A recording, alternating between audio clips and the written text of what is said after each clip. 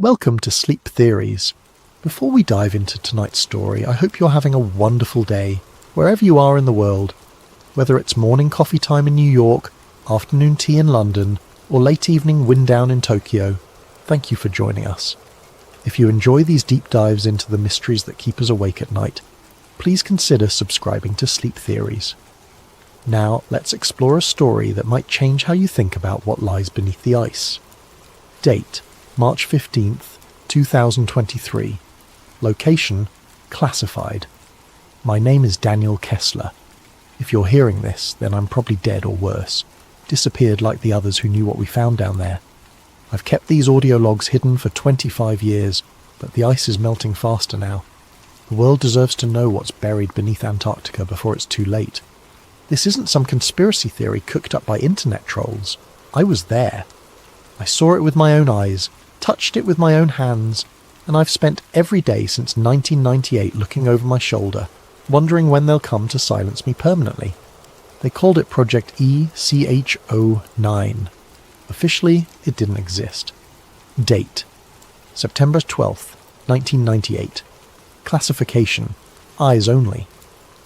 The call came on a Tuesday. I was in my apartment in Arlington, 3 months into civilian life after 22 years mapping terrain for the Army Corps of Engineers. The voice on the phone was crisp, professional, and knew things about my service record that weren't supposed to be in any file. Mr. Kessler, my name is Director Hayes. We have a position that requires your particular expertise in cartographic analysis and cold weather operations. I should have hung up. Should have known that legitimate government contracts don't start with anonymous phone calls to unlisted numbers. But the money they offered, $200,000 for 6 weeks' work, was more than I'd made in 2 years of military pay. What kind of position, I asked. Satellite mapping correction in Antarctica. There are some magnetic anomalies affecting our GPS systems. Nothing more complicated than that. Nothing more complicated. If only I'd known then what I know now. The meeting was set for the next day at a nondescript office building in Tyson's Corner. No company name on the directory, just Suite 1247. Director Hayes turned out to be a thin man in his 50s with the kind of tan that comes from spending time in places the government doesn't officially acknowledge. He wore an expensive suit but cheap shoes, the kind of detail you notice when you've spent 2 decades watching for enemy movement. Before we continue, Mr. Kessler, I need you to sign this preliminary non-disclosure agreement. He slid a thick document across the mahogany table. Standard procedure for sensitive contracts. I should have read it more carefully. The NDA wasn't standard at all. It bound me to secrecy about anything I might see, hear, or experience during the mission, with penalties including indefinite detention under national security provisions. But the money was real, and my savings were running low. The mission is straightforward, Hayes continued after I'd signed. You'll be part of a small team conducting geomagnetic surveys near the Gamburtsev Mountains. Our satellites have been getting interference in that region, probably some kind of iron ore deposit throwing off the readings. Your job is to map the anomaly and recommend corrections to our orbital positioning algorithms. He opened a folder containing satellite images of the Antarctic interior. The photos showed nothing but endless white ice, broken only by the dark peaks of the Gamburtsev range, jutting through the frozen surface like ancient teeth. When do we leave? I asked. October 15th. You'll fly into Christchurch, then to McMurdo Station, then helicopter to our forward base, Camp Argus. It's not on any official maps, and it won't be after you leave. That should have been another red flag. Temporary bases in Antarctica required international clearance under the Antarctic Treaty. If Camp Argus wasn't on the maps, it meant someone was going to great lengths to keep it secret. But I signed the contract. God help me, I signed it. Date: March 15th, 2023. The flight to Antarctica was my first hint that this wasn't a routine mapping mission. Instead of the usual military transport filled with scientists and support personnel, our team travelled on an unmarked C-130 Hercules with no identification numbers. Just 13 people, and half of them weren't talking to the other half. Dr. Sarah Chen was the team's archaeologist, which should have been my second red flag since you don't need an archaeologist for satellite calibration. She was young, maybe early 30s, with the intense focus of someone who'd spent years digging up secrets that others wanted to stay buried. When I asked why she was on a mapping mission, she just smiled and said, "Insurance, in case we find something older than expected." Colonel Marcus Webb and General Patricia Morrison were the military contingent. Webb was Army Intelligence, Morrison was Air Force Strategic Command. Neither would tell me why two generals were needed for a GPS correction mission. They spent most of the flight huddled over classified briefings, speaking in code words I didn't recognise. Then there was Dr. James Holbrook, the linguist. That was red flag number 3. Why would we need someone who specialised in ancient languages for a geological survey? The rest of the team was made up of technicians, a medical officer, and 2 men who claimed to be logistics coordinators, but carried themselves like special forces operators. Everything about the mission felt wrong, but by then we were already crossing the Ross Ice Shelf and it was too late to turn back. McMurdo Station was exactly what I expected. A ramshackle collection of prefab buildings and research facilities scattered across the ice like a frontier town. What I didn't expect was how quickly we were shuffled through processing and loaded onto helicopters for the final leg to Camp Argus. The flight took 3 hours over terrain that looked like the surface of an alien world, miles and miles of white nothing, broken only by the occasional crevasse or mountain peak. I'd been to cold places before, Alaska, northern Canada, the Hindu Kush, but Antarctica was different. It wasn't just cold, it was hostile to life in a way that made your bones ache even inside a heated helicopter. Camp Argus sat in a valley between 2 peaks of the Gamburtsev Mountains, sheltered from the worst of the Antarctic winds, but still exposed enough that the temperature never rose above negative 30 degrees Fahrenheit. The base consisted of 6 prefabricated modules connected by enclosed walkways, plus a communications array that looked far more sophisticated than anything needed for routine contact with McMurdo. "Welcome to the end of the world," Colonel Webb said as we unloaded our gear. "You'll find that conventional rules don't apply here. Neither do conventional explanations for what you're about to see." That night, as I set up my equipment in the cartography module, Dr. Chen knocked on my door. "Can I ask you something, Daniel?" She looked nervous, which was unusual for someone who'd spent her career excavating tombs and ancient settlements. "Sure. In your military experience, have you ever been on a mission where you weren't told the real objective until after you were already committed?" I thought about it. Once or twice. Usually means someone expects heavy casualties and doesn't want people backing out. She nodded grimly. That's what I was afraid of. Date: October 18th, 1998. Classification: Beyond Top Secret. The ground-penetrating radar readings came back on our 3rd day at Camp Argus. I was expecting to see the typical geological formations you'd find under 2 miles of ice. Rock layers, maybe some mineral deposits that could explain the magnetic interference. Instead, the radar showed structures. Not natural rock formations or ice caves. Structures. Geometric patterns that looked like city blocks, arranged in concentric circles around what appeared to be a central plaza or courtyard. The buildings, if they were buildings, were massive, some stretching over 1,000 feet in diameter. "This has to be a equipment malfunction," I told Dr. Chen as we reviewed the data. "There's no way there are structures under this ice. The Gamburtsev Mountains have been buried for millions of years."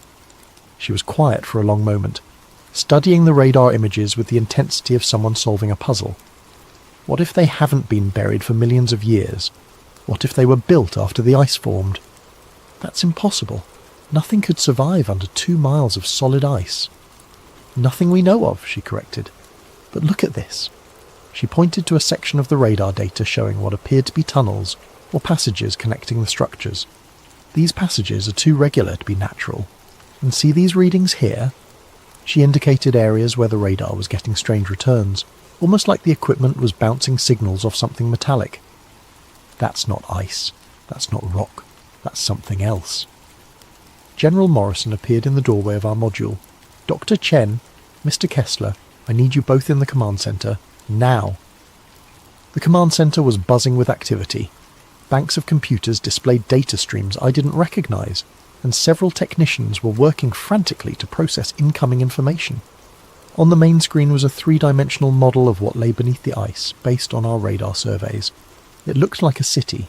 Not just any city, but one designed according to principles I'd never seen before. The streets didn't follow standard grid patterns or organic growth typical of human settlements. Instead, they formed complex geometric shapes, spirals, hexagons, patterns that seemed to shift and change depending on how you looked at them.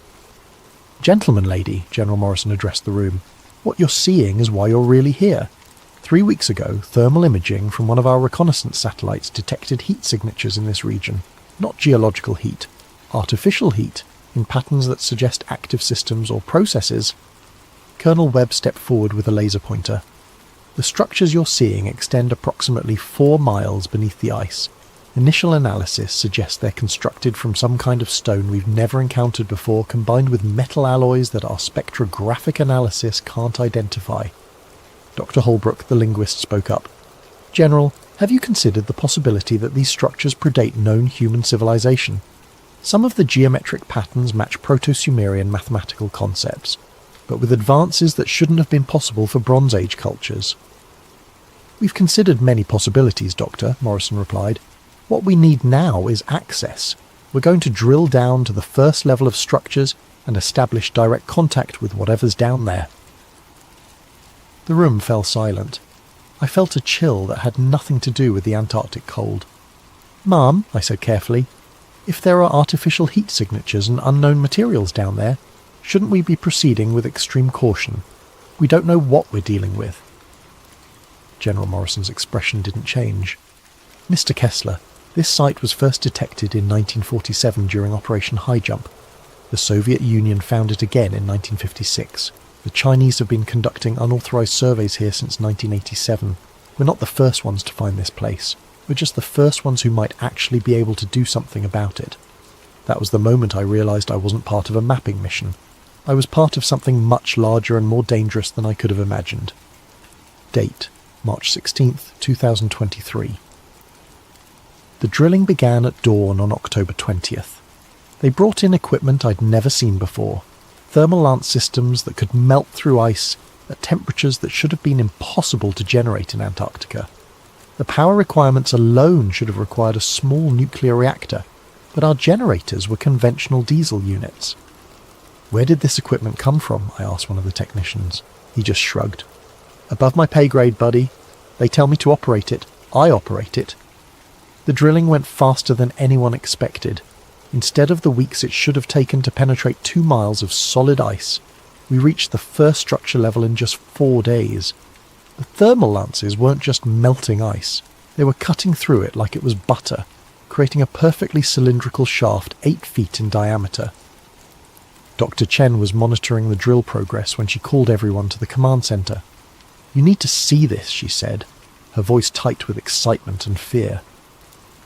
The drill had broken through into an open space. The cameras mounted on the thermal lance showed a vast chamber, easily 100 feet high, with walls made of the same black stone we'd detected on radar. But the stone wasn't rough or primitive. It was polished to a mirror finish, with surfaces so smooth they seemed to absorb light rather than reflect it. My God, Dr. Holbrook whispered, look at the walls. Carved into the black stone were symbols, not random scratches or primitive pictographs, but complex mathematical and linguistic patterns. The symbols seemed to shift and move in the camera light, creating optical illusions that made it difficult to focus on any individual character. Those aren't human, Dr. Chen said quietly. I've studied every known ancient writing system, and this is something else entirely. The mathematical concepts alone suggest a civilization with scientific knowledge far beyond anything we've achieved. General Morrison was already on the satellite phone with someone whose authority clearly exceeded even hers. I caught fragments of the conversation. Confirmed structural integrity, unknown composition, recommend immediate excavation team. But it was Colonel Webb who said what we were all thinking. We're not the first humans to see this place. Someone's been down there before us. He was pointing at something in the far corner of the chamber, equipment that looked decidedly human in origin. Abandoned drilling gear, cables, and what appeared to be scientific instruments, all covered in ice and corrosion. Soviet markings, Webb continued, probably from their 1956 expedition, which means they got further than anyone admitted. That night I couldn't sleep. The implications of what we'd found were staggering. If there really was an ancient civilization buried under Antarctica, one with technology that exceeded our current capabilities, then everything we thought we knew about human history was wrong. But more disturbing was the realization that the world's major powers had known about it for decades and kept it secret. I was reviewing the day's radar data when Dr. Chen knocked on my door again. This time she looked genuinely frightened. "Daniel, I need to show you something, but you have to promise me you won't tell the generals until I figure out what it means." She led me to her module and pulled up a series of photographs she'd taken of the symbols on the chamber walls. Using image enhancement software, she'd been able to isolate individual characters and compare them to known ancient languages. "These symbols," she said, pointing to a sequence of intricate carvings, "they're not just decorative. They're instructions, mathematical formulas, star charts, and something else. Something that looks like a warning." "A warning about what?" She enhanced another image showing a series of symbols arranged in a spiral pattern. "I'm not entirely sure, but based on the mathematical relationships and the astronomical references, I think it's a countdown, a timeline showing when something is supposed to happen." "When?" Dr. Chen's hands were shaking as she brought up her final calculation. "If I'm reading this correctly, the timeline ends in 2023, 25 years from now." The next morning we descended into the chamber. Date: October 25th, 1998. Classification: ultra-classified, Orion clearance. The descent into the chamber required specialized equipment, climbing gear rated for extreme cold, atmospheric monitoring systems, and emergency evacuation protocols that Colonel Webb insisted on personally overseeing. The shaft created by our thermal lances was stable, but the unknown composition of the structures below made it impossible to predict how they might react to human presence. I was part of the first team to reach the bottom, along with Dr. Chen, Dr. Holbrook, and two of the Special Forces operatives who'd finally revealed their true purpose on the mission. They were there to secure anything that might be considered a national security asset. The chamber was even more impressive from ground level. The ceiling soared overhead, supported by pillars that defied conventional engineering principles. The black stone walls curved in impossible ways, creating optical illusions that made it difficult to judge distances or directions. And everywhere, carved into every surface, were the symbols that Dr. Chen had been studying. But it was what we found in the centre of the chamber that changed everything. A sarcophagus, 8 feet long, 3 feet wide, made from the same black stone as the walls, but with a crystalline lid that seemed to glow with its own internal light. The sarcophagus sat on a raised platform surrounded by smaller objects, tablets, instruments, and devices whose purpose we couldn't begin to guess. "Jesus Christ," one of the operatives whispered, "there's something inside it." Through the translucent lid, we could see the outline of a humanoid figure, but it wasn't quite human. The proportions were wrong: too tall, limbs too long, skull elongated in ways that didn't match any known human ethnic group. The figure appeared to be perfectly preserved, as if it had been placed in the sarcophagus yesterday rather than thousands of years ago. Dr. Chen was already photographing everything, her camera flash reflecting off the crystalline surfaces and creating strange patterns of light and shadow. "This is incredible," she murmured. "The preservation is perfect. Whatever process they used, it's maintained cellular integrity far beyond anything we can achieve." Dr. Holbrook was focused on the tablets surrounding the sarcophagus. "These symbols are more complex than anything we saw on the walls," he reported. "It's like they're telling a story, or giving instructions for something." One of the tablets was different from the others. Instead of being carved from stone, it appeared to be made from some kind of crystal that resonated with a low-frequency hum when exposed to our lights. The moment our flashlight beams hit its surface, the entire chamber filled with a sound like whale song, deep and mournful, and somehow intelligent. "Turn off the lights!" Dr. Chen shouted, but it was too late. The crystal tablet was now glowing on its own, pulsing with rhythmic patterns that seemed to match the strange acoustics echoing through the chamber. That's when Dr. Holbrook started screaming. He was standing closest to the crystal tablet when it activated, and the effect on him was immediate and terrifying. His eyes rolled back in his head, and he began speaking in a language none of us recognized. Guttural sounds mixed with mathematical concepts that shouldn't have been possible for a human voice to produce. "They knew," he said in English, his voice distorted and echoing strangely in the chamber. "They knew it would happen again. The ice, the water, the awakening. That's why they buried it. That's why they left the warnings." Colonel Webb was already on his radio calling for immediate evacuation, but Dr. Holbrook wasn't finished. "The countdown isn't to destruction," he continued, his voice becoming more inhuman with each word. "It's to emergence. When the ice melts enough, when the barriers weaken, they'll return, and we won't be ready. Then he collapsed, and we never heard him speak coherently again. The evacuation from the chamber was chaotic. Dr. Holbrook was unconscious, but still muttering in that inhuman language, and the crystal tablet continued to pulse with increasing intensity.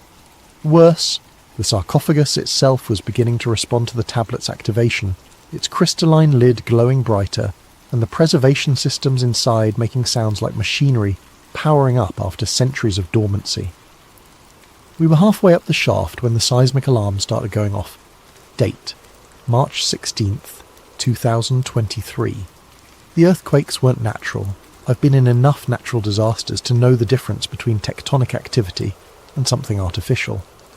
These tremors were rhythmic, purposeful, like the heartbeat of something enormous waking up deep beneath the ice.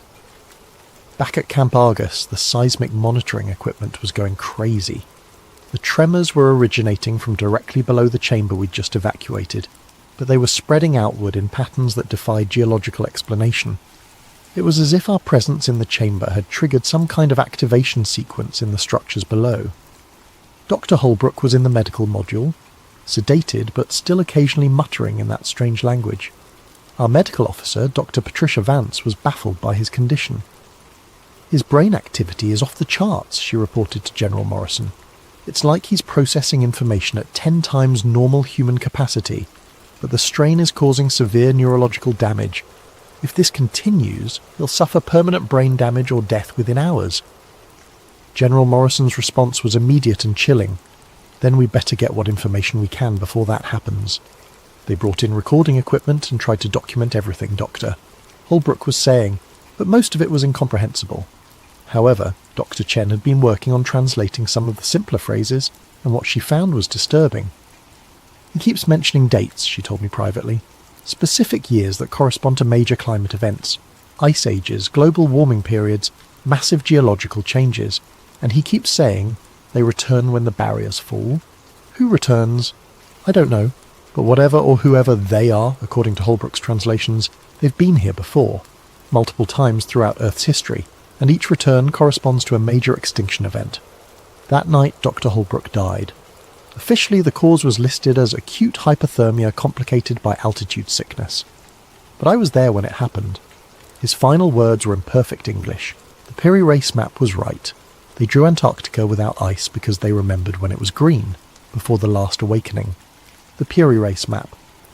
I'd heard of it, a 1513 map that supposedly showed the coastline of Antarctica centuries before the continent was officially discovered, and depicted it without ice cover. Most historians dismissed it as either a hoax or a lucky guess, but Dr. Holbrook seemed to be suggesting something else entirely.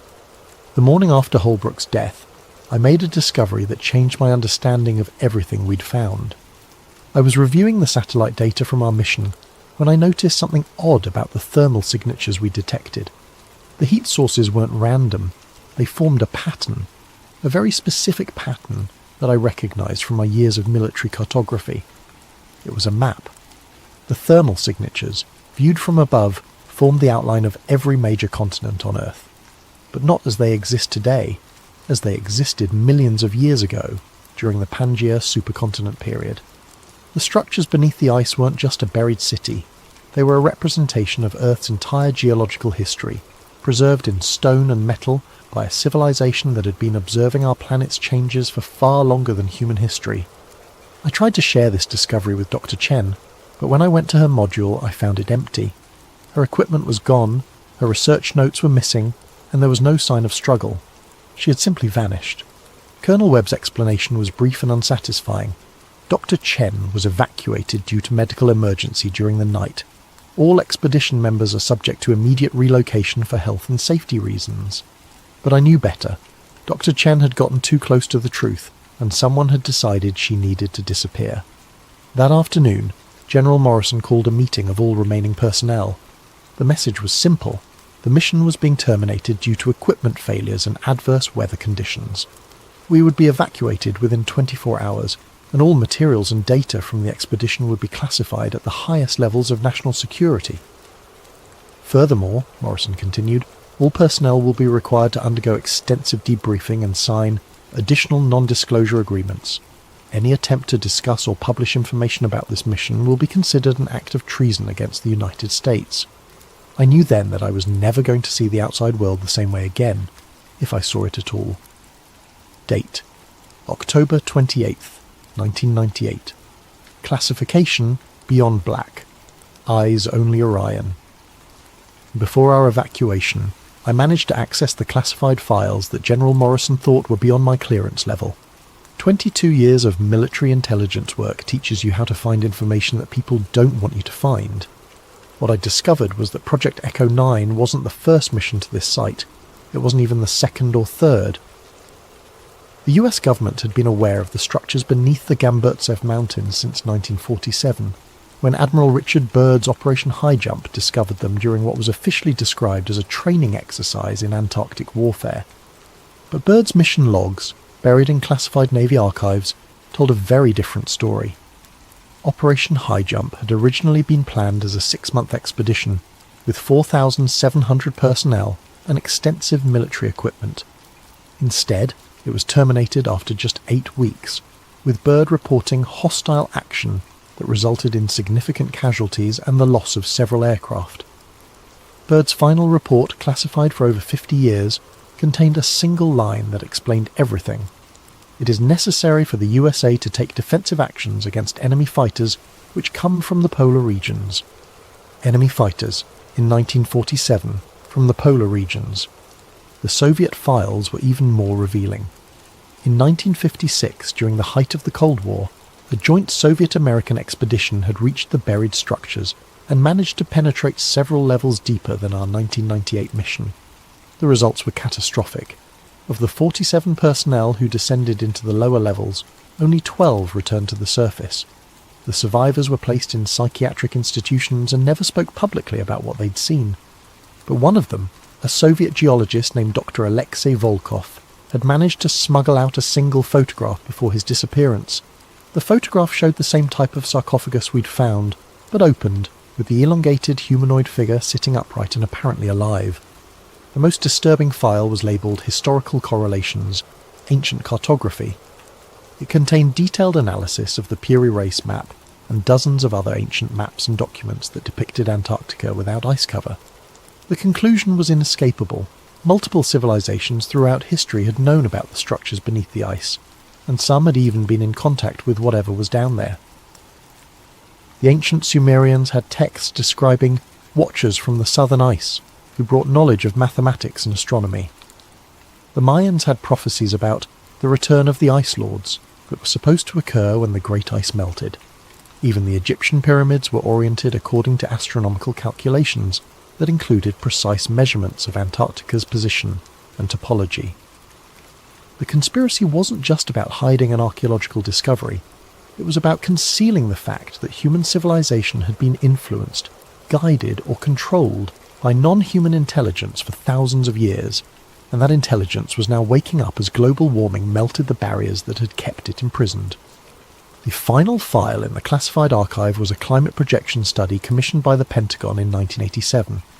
The study predicted that Antarctic ice melt would reach critical levels sometime between 2020 and 2030, with catastrophic consequences for global sea levels and weather patterns. But buried in the technical data was a single line that revealed the real concern. Thermal barrier integrity will be compromised by 2025, allowing activation of subsurface systems. They knew, the government, the military, the intelligence agencies, they all knew that climate change wasn't just going to flood coastal cities and disrupt weather patterns. It was going to wake up something that had been sleeping under the ice for millennia, and they were doing nothing to stop it. Date: March 17th, 2023. The evacuation from Camp Argus was the most terrifying experience of my life, and I'd been shot at by enemy forces in 3 different countries. It wasn't the helicopter ride through an Antarctic storm or the mechanical problems that nearly crashed us into the Ross Ice Shelf. It was the realization that I was never going to be allowed to tell anyone what I'd seen. The debriefing took place at McMurdo Station, in a prefabricated building that wasn't on any of the base maps. For 6 days I was interrogated by intelligence officers from agencies I didn't recognize, using techniques that were definitely not part of any official manual. They wanted to know every detail of what I'd observed, every conversation I'd had with other team members, every photograph I'd taken or document I'd seen. But they weren't trying to gather information. They were trying to determine how much I knew and whether I posed a security risk. On the 7th day, they brought in a man who introduced himself only as Mr. Grey. He was older, maybe in his 60s, with the kind of weathered face that comes from decades of outdoor work in harsh conditions. His credentials identified him as being from the Department of Energy, but everything about his manner suggested military intelligence or something even more shadowy. "Mr. Kessler," he said, settling into the chair across from me in the windowless interrogation room. "You've seen things that most people aren't equipped to understand. Things that could cause widespread panic if they became public knowledge." "You mean the structures under the ice?" He smiled, but it wasn't a pleasant expression. "I mean the implications of those structures. Do you understand what would happen if the world learned that human civilization has been guided by non-human intelligence for thousands of years? If people discovered that their religions, their governments, their entire understanding of history was based on lies?" I thought about it. "There would be chaos. There would be the end of civilization as we know it," he corrected, "which is why certain information must remain classified, regardless of the personal cost to those who possess it." He slid a document across the table. It was thicker than the original NDA I'd signed, with legal language that basically signed away my right to ever speak about the mission or its discoveries. The penalties for violation included life imprisonment without possibility of parole. "What about the other team members?" I asked. "Dr. Chen, the technicians, the other personnel?" Mr. Gray's expression didn't change. Dr. Chen suffered an unfortunate accident during her return journey to the United States. The technicians have been reassigned to other projects where their specialized knowledge can be properly utilized. You're the only one with comprehensive knowledge of the entire mission. "You're saying I'm the only witness left?" "I'm saying you're the only person still alive who has the complete picture of what Project Echo 9 discovered." The implication was clear. Sign the document and keep silent, or join Dr. Chen and the others who had suffered unfortunate accidents. I signed. But signing the document didn't end my involvement with the Antarctic discovery. Over the next several years, I was contacted periodically by government representatives who wanted updates on my psychological adjustment to the classified material I'd been exposed to. The contacts were always brief and professional, but the message was clear. They were watching me. In 2003, I was approached by a journalist named Michael Harrison, who was investigating rumours about classified Antarctic expeditions. Harrison had somehow obtained partial information about Operation High Jump and the Soviet expeditions, and he was trying to piece together the full story. He contacted me because my name appeared on some of the declassified personnel list from McMurdo Station. I told him I couldn't help him, but Harrison was persistent. He kept calling, sending emails, even showing up at my apartment with questions about things he couldn't possibly have known unless he had inside information. Finally, I agreed to meet him at a coffee shop in downtown Arlington, intending to convince him to drop his investigation for his own safety. Harrison never showed up for the meeting. The next day, his body was found in the Potomac River. The official cause of death was accidental drowning, but Harrison was an experienced swimmer and former Navy SEAL. The story made local news for exactly 1 day before disappearing entirely. After Harrison's death, I realized that simply staying quiet wasn't enough to guarantee my safety. The people controlling information about the Antarctic discoveries were willing to kill to maintain their secrets, and my continued existence was only tolerated as long as I remained completely silent. So I developed a different strategy. Instead of trying to expose the truth directly, I began documenting everything I could remember about Project Echo 9 and storing the information in multiple secure locations. If something happened to me, the documents would eventually be released.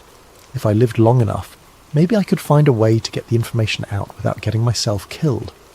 25 years later, I'm still alive, but the world is running out of time. Date, March 18th, 2023. The ice is melting faster than anyone predicted. I've been monitoring Antarctic climate data for 2 decades, and the acceleration over the past 5 years is unprecedented. The West Antarctic ice sheet is losing mass at a rate that suggests complete collapse within the next decade, and the East Antarctic ice sheet, where the Gamburtsev Mountains are located, is showing signs of instability that weren't predicted by any climate models. But the most disturbing development isn't the ice melt itself, it's the seismic activity. Since 2018, the Gamburtsev mountain region has experienced over 300 earthquakes of magnitude 4.0 or higher. That's more seismic activity than the region had experienced in the previous 50 years combined. The earthquake patterns are exactly what you'd expect if massive structures were shifting or activating beneath the ice. The thermal signatures are changing too. Satellite data shows that the heat sources we detected in 1998 have increased in intensity by over 400%. Whatever technology or systems are buried under those mountains, they're becoming more active as the ice above them thins. But here's what really scares me. The government knows all of this, and they're not just hiding it. They're actively preventing any research or investigation into the region. The Gamburtsev Mountains are now completely off limits to all scientific expeditions, with a restricted airspace designation that allows military aircraft to shoot down any unauthorized flights. Official explanation: environmental protection protocols. Meanwhile, strange things are happening around the world that correlate with the increased Antarctic activity. Marine biologists are reporting massive die-offs of deep-sea creatures, as if something is disturbing the ocean depths. Astronomers are detecting radio signals from the direction of Antarctica that don't match any known natural phenomena, and there have been at least 12 reported UFO sightings in the Southern Ocean since 2020, all from commercial pilots who were later pressured to retract their statements. I've tried reaching out to other survivors from the various Antarctic expeditions over the years, but most are either dead, missing, or too terrified to speak. However, in 2019 I managed to make contact with Dr. Elena Vasquez, a geologist who was part of a Chilean expedition that encountered anomalous structures in 2007. Her team was evacuated after only 3 days, and she spent 2 years in psychiatric treatment for what officials described as severe altitude psychosis. But Dr. Vasquez wasn't psychotic. She was traumatized by what she'd seen. We met in secret at a small cafe in Santiago, and she told me about her team's discovery of an entrance to the underground structures, not the shaft we'd drilled, but a natural opening that had been revealed by recent ice melt. Her team had descended only about 50 feet before encountering active technology. Lights that turned on as they approached, symbols that glowed and shifted on the walls, and sounds that she described as mechanical but alive. "They're waking up," she told me, her hands shaking as she spoke. "Whatever's down there, it's been dormant for thousands of years, but the ice melt is triggering activation sequences. We're not just dealing with archaeological ruins, we're dealing with functional technology that's responding to environmental changes." Dr. Vasquez also told me something that connected directly to Dr. Holbrook's final words. She had managed to photograph some of the symbols her team encountered, and when she showed them to a colleague who specialized in ancient cartography, he immediately recognized similarities to the Piri Reis map and other historical documents that depicted Antarctica without ice. "The symbols aren't just decorative," she explained. "They're coordinates, star charts and geographical references that show Earth as it existed during different geological periods. But more than that, they show Earth as it will exist in the future, when the ice caps melt completely." The implications were staggering. The intelligence buried under Antarctica hadn't just observed Earth's geological changes over millions of years, it had predicted them. Climate change wasn't an accidental byproduct of human industrial activity. It was part of a cycle that had been planned and anticipated by non-human intelligence long before humans even existed. Dr. Vasquez died in a car accident 6 months after our meeting. The brake lines on her vehicle had been cut. Date: present-day analysis. March 2023. Classification: Personal Archive. D. Kessler. As I compile these logs in 2023, the evidence suggests that we're approaching the final phase of whatever cycle the Antarctic intelligence has been orchestrating. The thermal signatures beneath the Gamburtsev Mountains now extend over 1,000 square mile area, indicating that the underground structures are far more extensive than we realized in 1998. But more disturbing is the discovery that similar thermal signatures are appearing at other locations around the world, all in regions that were once covered by ice sheets during previous geological periods. Northern Canada, Siberia, Greenland, and even sections of the Sahara Desert that were frozen during ice ages are showing unexplained heat sources and seismic activity. The network is global. Whatever we found in Antarctica isn't isolated. It's part of a worldwide system that has been monitoring and influencing Earth's climate for millions of years. Recent satellite data shows that these global heat sources are synchronizing their activity. The thermal pulses from Antarctica are being matched by similar pulses from sites in Alaska, northern Russia, and beneath the Greenland ice sheet. It's as if a communication network is activating, preparing for something that requires coordination across the entire planet. The timeline Dr. Chen translated from the chamber symbols, ending in 2023, wasn't predicting destruction. It was predicting emergence. 3 weeks ago, I received a package with no return address. Inside was a single photograph taken by what appeared to be a deep-sea submersible. The image showed the ocean floor near Antarctica, but instead of the usual rocky terrain, there were structures, the same black stone construction we'd found beneath the ice. But these were on the ocean floor and clearly active. Lights were visible within the structures, and the water around them was filled with what looked like geometric patterns of bioluminescence. Attached to the photograph was a note in handwriting I didn't recognise. They're not waking up. They're coming home. Yesterday, news reports began appearing about unexplained sonar contacts in the Southern Ocean. Ships from multiple nations are reporting large, fast-moving objects beneath the ice that don't match any known marine life or human technology. The official explanation is previously unknown whale species disturbed by climate change. But I know better. The countdown is over. The barriers have fallen, and after 25 years of silence, it's time for the world to know what's really happening. Date: March 19th, 2023. This will be my final audio log. As I record this, there are unmarked vehicles parked outside my apartment, and I know my time is running out. But the information I've documented over the past 25 years is already in the hands of people who can't be silenced as easily as one old cartographer. The truth about Antarctica, about the intelligence that has been guiding human civilization for millennia, about the climate changes that are part of a planned cycle, rather than accidental consequences, all of this information will be released regardless of what happens to me. But there's one final piece of the puzzle that I've only recently understood, and it changes everything. The intelligence buried under Antarctica isn't alien, it's terrestrial. It's from Earth, but from a version of Earth that existed long before humans evolved. The elongated skulls, the advanced technology, the global monitoring network. It all belongs to a species that achieved technological civilization millions of years ago, before the ice ages that buried their cities and forced them into hibernation.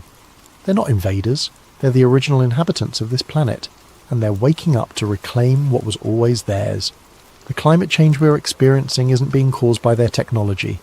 It's being caused by us, and their systems are simply responding to the environmental changes by activating emergence protocols that have been dormant for geological ages. Humanity has had its time on Earth. We've had our chance to develop wisdom along with our technology, to prove that we could be responsible stewards of the planet they once ruled. The melting ice isn't just revealing their cities, it's revealing our failure. Dr. Holbrook was right about one thing. We won't be ready for their return. Not because they're hostile, but because our entire civilization is built on assumptions about human supremacy and planetary ownership that are about to be proven catastrophically wrong. The structures beneath Antarctica aren't ruins. They're not even archaeological sites. They're infrastructure, maintained in hibernation for millions of years, waiting for the planetary conditions to become suitable for reactivation. The Piri Reis map was accurate because it was drawn by people who had access to the historical records kept by the Antarctic intelligence. Every ancient civilization that achieved sufficient sophistication was contacted and guided by the sleeping guardians beneath the ice. The knowledge that built the pyramids, that enabled the mathematical achievements of the Mayans, that inspired the astronomical precision of Stonehenge, all of it came from the same source, and now the source is awakening. I can hear vehicles stopping outside my building, multiple engines, coordinated movement, professional voices using radio protocols I recognise from my military days. They've found me, which means they've probably found the documentation sites as well. But it doesn't matter anymore. The ice is melting too fast for them to stop what's coming. The thermal signatures are too widespread, the seismic activity too intense, the global network too thoroughly activated. Within the next 5 years, possibly sooner, the world will witness the emergence of a technological civilization that makes our greatest achievements look like Stone Age tools. Whether humanity survives that emergence will depend on whether we can adapt to being the junior species on a planet that was never really ours to begin with. They're at my door now, I can hear them in the hallway, speaking in the clipped professional tones of people who are very good at making problems disappear. I'm not afraid. 25 years of carrying this secret has been its own kind of prison, and knowing that the truth will finally come out, one way or another, is almost a relief. To whoever finds these recordings, the countdown is over, the barriers have fallen, the real history of Earth is about to begin. This is Daniel Kessler, former military cartographer, survivor of Project Echo 9, signing off. Audio recording ends at 23:47:12 GMT, March 19th, 2023. Device found in apartment 2C, 1247 Arlington Boulevard, following disappearance of resident Daniel Kessler. Subject's whereabouts remain unknown. All materials related to this case are classified under National Security Directive 7741-Omega. Agent Morrison, DHS Special Activities Division. Date: June 15th, 2025. Source: anonymous data dump on multiple file-sharing platforms.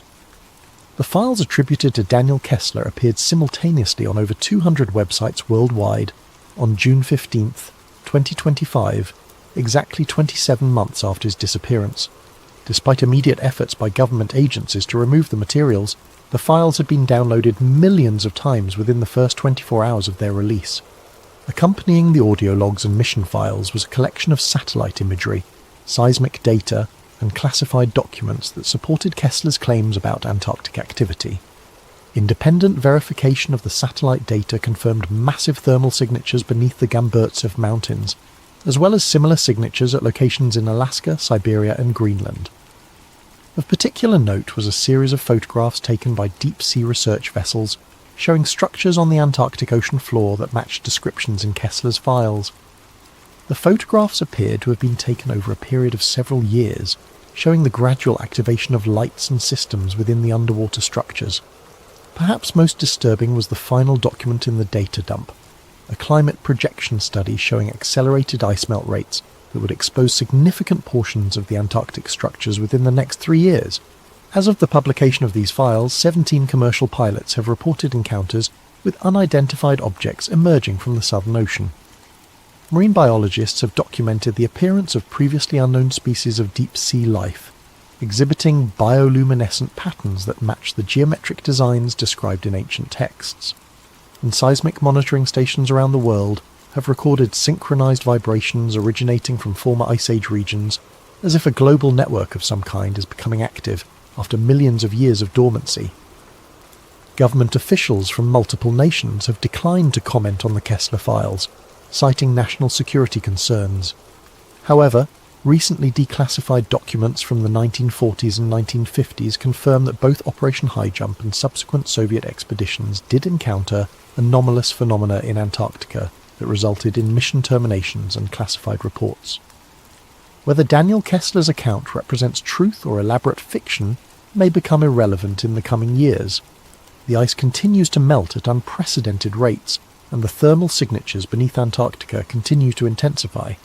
As Kessler predicted in his final audio log, the countdown is over, the barriers are falling, and humanity may soon discover that we are not alone on this planet, and never have been. The real question is not whether the intelligence beneath the ice is awakening, but whether humanity is prepared for what comes next.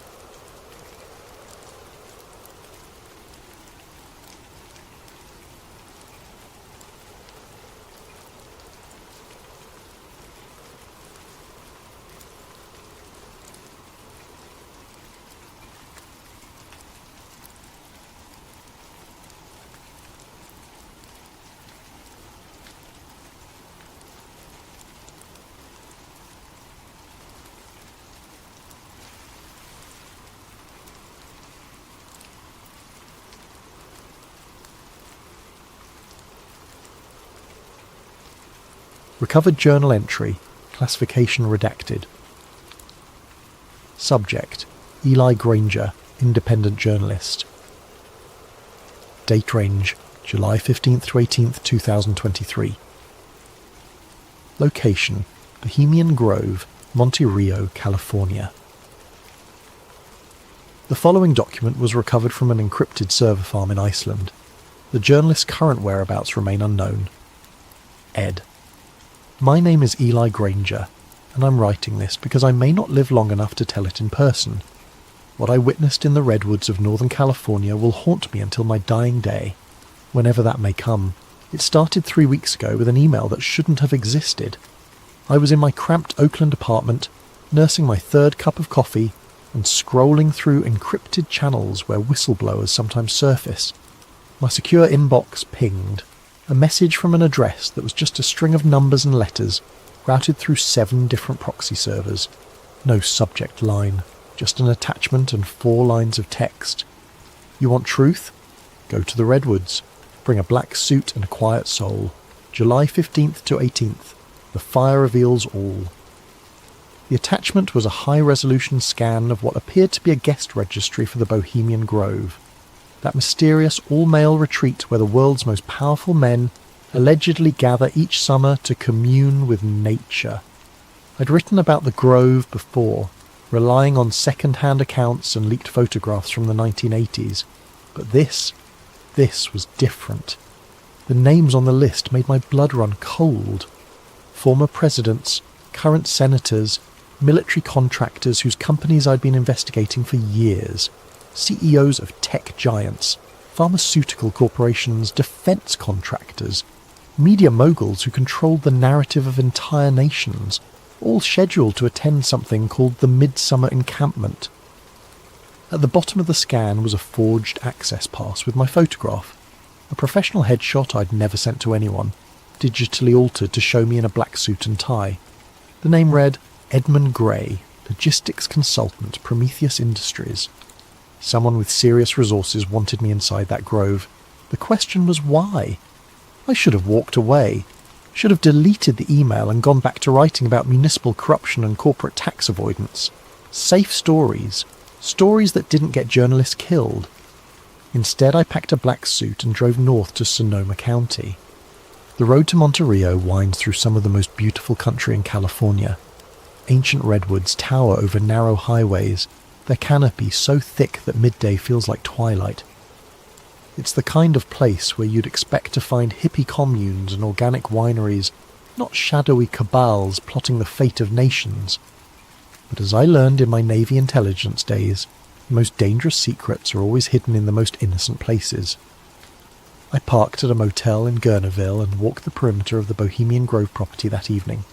2,000 acres of private forest, surrounded by chain-link fence topped with razor wire.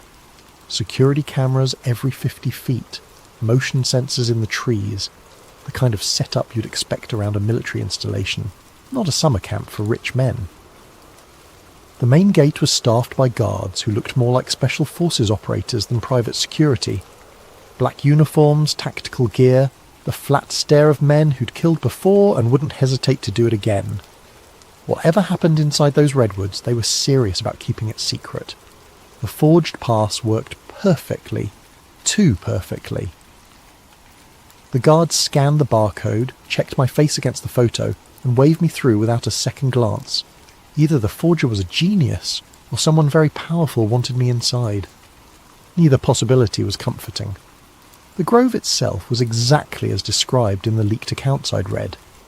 Massive redwood trees, some over 1,000 years old, stretched toward a canopy so thick it blocked out the sun. Gravel paths wound between rustic cabins and open-air lodges, each marked with whimsical names: Owl's Nest, Dragon's Den, Caveman's Lodge. It would have been charming if not for the underlying sense of wrongness that permeated everything.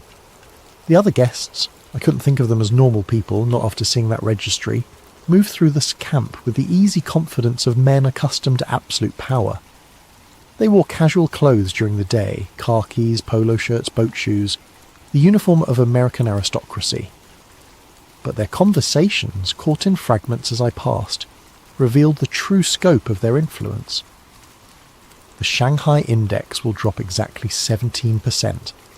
Tell the secretary that Operation Nightfall is greenlit for October. Media blackout should hold for at least 72 hours.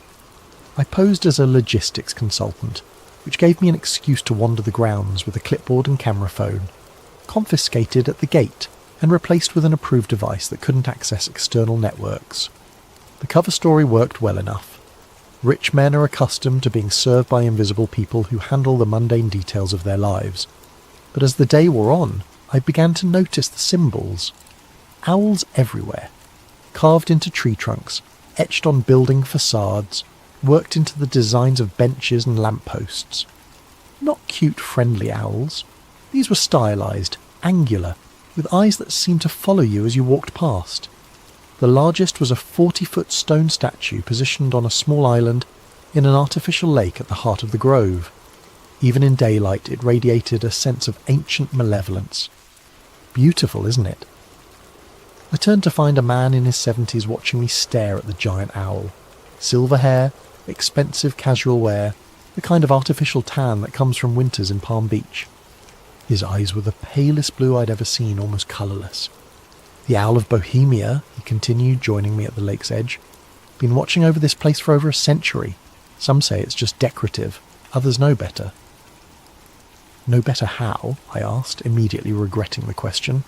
I was supposed to be invisible, unremarkable. The old man smiled, revealing teeth too white and too perfect for his age. You'll see tonight, Mr. Grey. The cremation of care waits for no man, not even consultants. He walked away before I could respond, leaving me staring at the owl statue and wondering how much my cover had already been blown. That evening, as twilight settled over the grove, the atmosphere changed completely. The casual bonhomie of the day disappeared, replaced by something far more serious and ritualistic. Men emerged from their cabins wearing dark robes with hoods that obscured their faces. Some carried torches, others strange ceremonial objects I couldn't identify. I found a dark robe hanging in my assigned cabin, along with a note. Attendance is mandatory. Silence is sacred. The owl sees all. What I witnessed that night will stay with me forever. As darkness fell, hundreds of robed figures processed through the forest paths, converging on the lake where the great owl statue loomed. Torches flickered between the trees like malevolent fireflies. The only sounds were footsteps on gravel and the whisper of fabric against bark. I followed the crowd, keeping my head down and my hood up. The robe smelled of incense and something else, something organic and unpleasant that I couldn't identify. We gathered in a natural amphitheatre around the lake. The owl statue dominated the scene, its eyes seeming to glow red in the torchlight. A wooden boat had been prepared at the water's edge, and in it lay what appeared to be the effigy of a child, small, wrapped in white cloth, disturbingly lifelike. But as I stared at the bundle, a horrible doubt crept into my mind. The proportions were too perfect, the weight distribution too natural. The way the cloth clung to what lay beneath suggested something more substantial than straw and sawdust. A figure in an elaborate robe stepped onto a platform beside the owl. Even with his face hidden, I recognised the bearing and voice of a man who'd been on television every night for years. A former president whose policies had shaped a generation. Brothers of the Grove, his voice boomed across the water, amplified by hidden speakers. We gather once again beneath the ancient eyes of wisdom to perform the sacred rite that frees us from the burdens of conscience. The crowd responded in unison. We banish care and cast it to the flames. Care, that pale and common thing that binds the hands of power. Care that whispers doubt in the ears of decision. Care that stays the sword of necessary action. We banish care and cast it to the flames. The ritualized call and response continued for nearly an hour. Invocations to ancient deities whose names I recognized from my study of Middle Eastern mythology. Moloch, the Carthaginian god of child sacrifice. Enlil, the Mesopotamian lord of wind and authority. Names that shouldn't have been spoken by American leaders in the 21st century. But the most disturbing element wasn't the pagan imagery, or even the suggestions of child sacrifice. It was the casual way these men, titans of industry, shapers of policy, guardians of democracy, participated in rituals that explicitly celebrated the abandonment of human compassion. The ceremony reached its climax when the boat carrying the effigy was pushed out onto the lake. Flames erupted from the water around it, hidden gas jets, I realized, creating the illusion of supernatural fire. The figure in the boat burned quickly, the white cloth falling away to reveal I still can't be certain what I saw. In the flickering light, with smoke obscuring my vision and my mind reeling from the horror of it all, it might have been an elaborately constructed mannequin. The realistic movement could have been caused by the flames consuming internal supports. The sounds, brief, high-pitched, quickly cut off, might have been air escaping from burning materials. But the way some of the robed figures wept as the fire consumed its offering, the way others cheered with genuine ecstasy, suggested something far more sinister than theatrical pageantry. As the flames died down, the crowd began to disperse. I started to follow them back toward the cabins, but a hand fell on my shoulder. Mr. Grey. It was the old man from earlier, still wearing his ceremonial robes. You're invited to the inner circle gathering, a rare honour for a consultant. Before I could refuse, two other figures flanked me. Not threatening exactly, but their presence made it clear that declining wasn't an option. They led me deeper into the forest, away from the main paths, to a clearing I hadn't seen during my earlier reconnaissance. Here, perhaps 30 men stood in a circle around a fire pit carved directly into the bedrock. Unlike the theatrical grandeur of the main ceremony, this felt ancient and deadly serious. The inner circle ritual began at midnight. The participants had exchanged their dark robes for masks of polished bone, owl faces with hollow eye sockets that seemed to bore into your soul. They moved with practiced precision, suggesting this ceremony had been performed countless times before. The man who'd led the earlier ritual stepped into the centre of the circle. Without his presidential bearing and familiar voice, he seemed diminished, just another acolyte serving powers older than nations. "Brothers of the Inner Grove," he intoned, "we gather to receive the wisdom of the Ancient Ones, and to consecrate the plans that will shape the world's destiny." The response came in a language I didn't recognise at first, harsh consonants and guttural vowels that seemed to bypass the conscious mind and speak directly to something primal and terrified in the human psyche. But as my Navy intelligence training kicked in, I began to parse familiar elements. This was Akkadian, the ancient language of Mesopotamia, dead for over 2,000 years. They were chanting the names of forgotten gods and promising them sacrifices of nations. Symbols were drawn in the ash around the fire pit, not random occult doodles, but specific sigils I recognised from declassified CIA documents. Project MK Ultra had experimented with ritualistic programming, using ancient symbols and dead languages to bypass conscious resistance in human subjects. The research had supposedly been discontinued in the 1970s. Apparently it had just moved to a more exclusive venue. The ceremony continued for hours. Maps were produced and spread on the ground, not of geographical territories, but of economic zones, resource deposits, population centres. Plans were discussed in mixture of English and Akkadian, but the intent was clear enough. Wars to be started, governments to be toppled, populations to be controlled.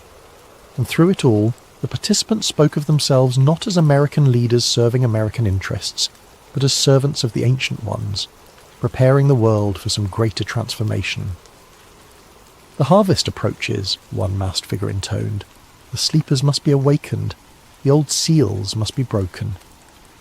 "In the name of those who wait in the deep places," the circle responded, "let the work continue." I crouched in the shadows beyond the firelight, recording everything on a digital audio device I'd hidden in my shoe. But as the night wore on, I began to understand that what I was witnessing wasn't just corruption or conspiracy in any conventional sense. These men genuinely believed they were serving inhuman masters. Whether those masters were real or imagined didn't matter.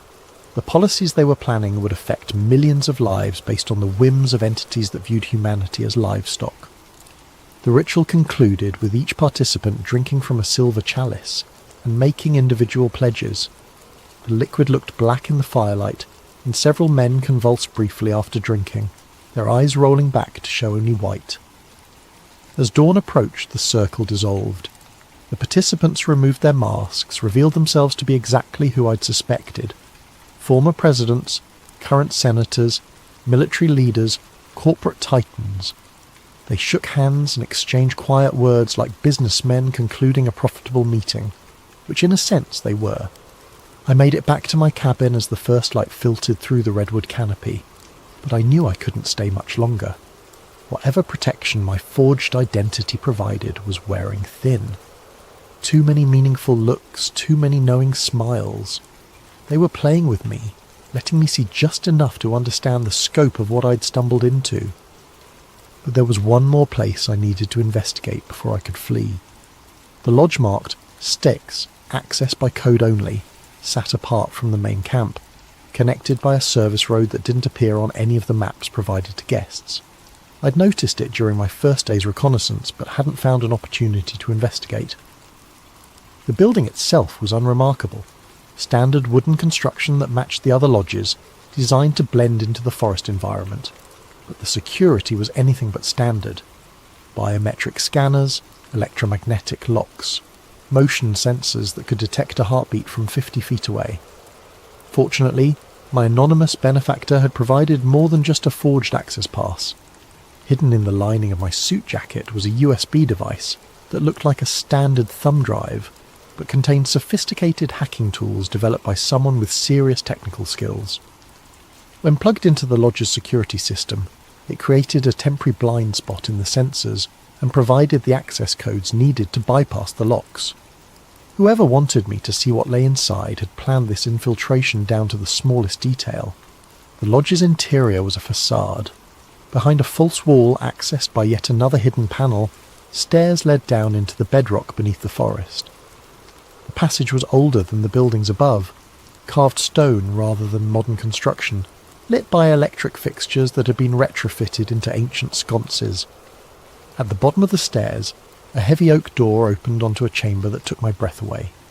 The room stretched far beyond what should have been possible given the lodge's footprint above.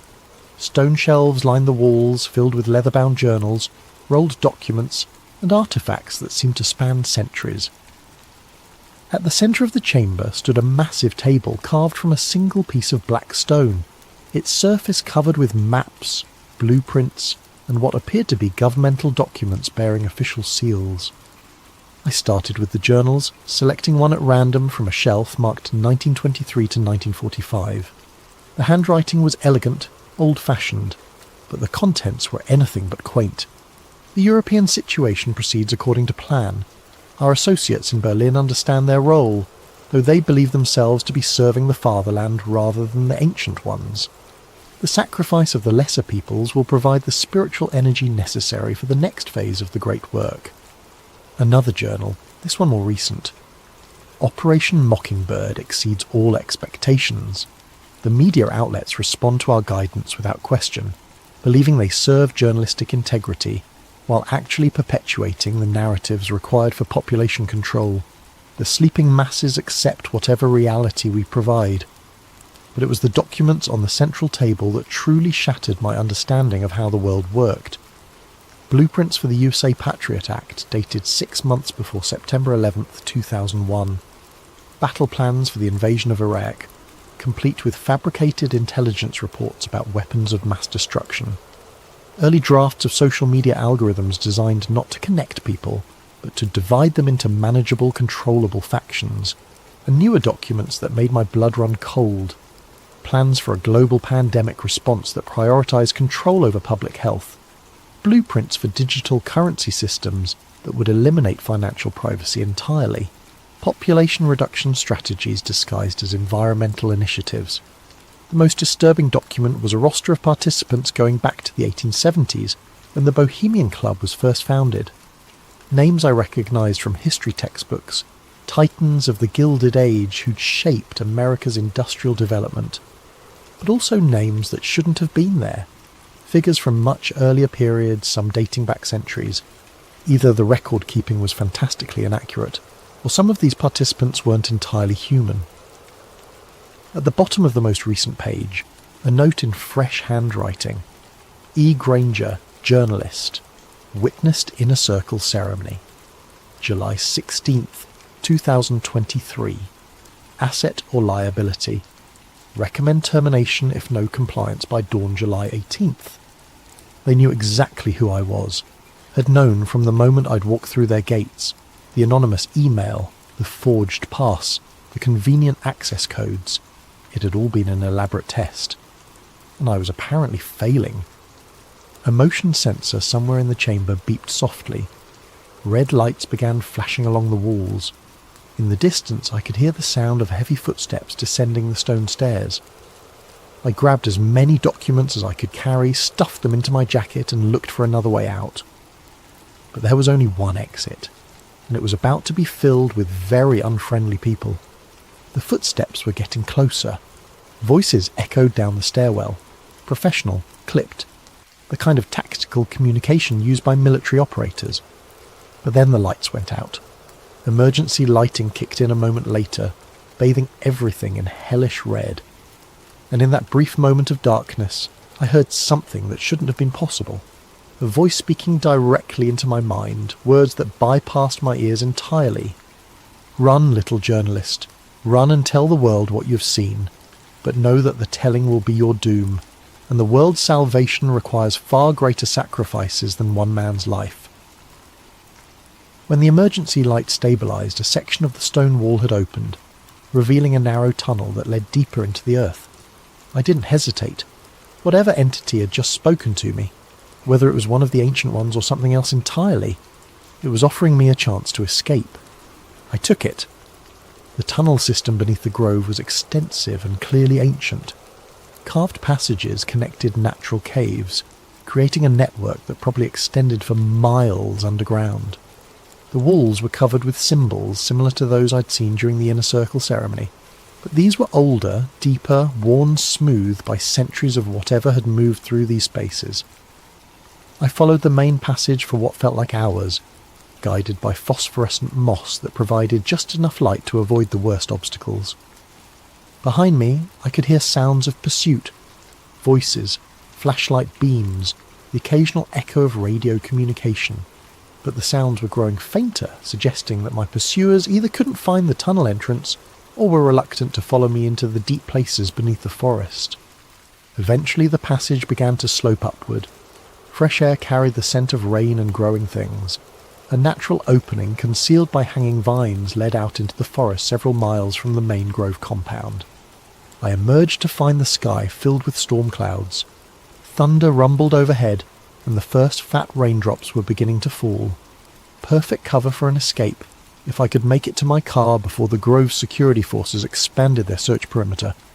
But as I made my way through the forest, I realized I wasn't alone. Figures moved between the trees, not the tactical teams I'd expected, but something far stranger.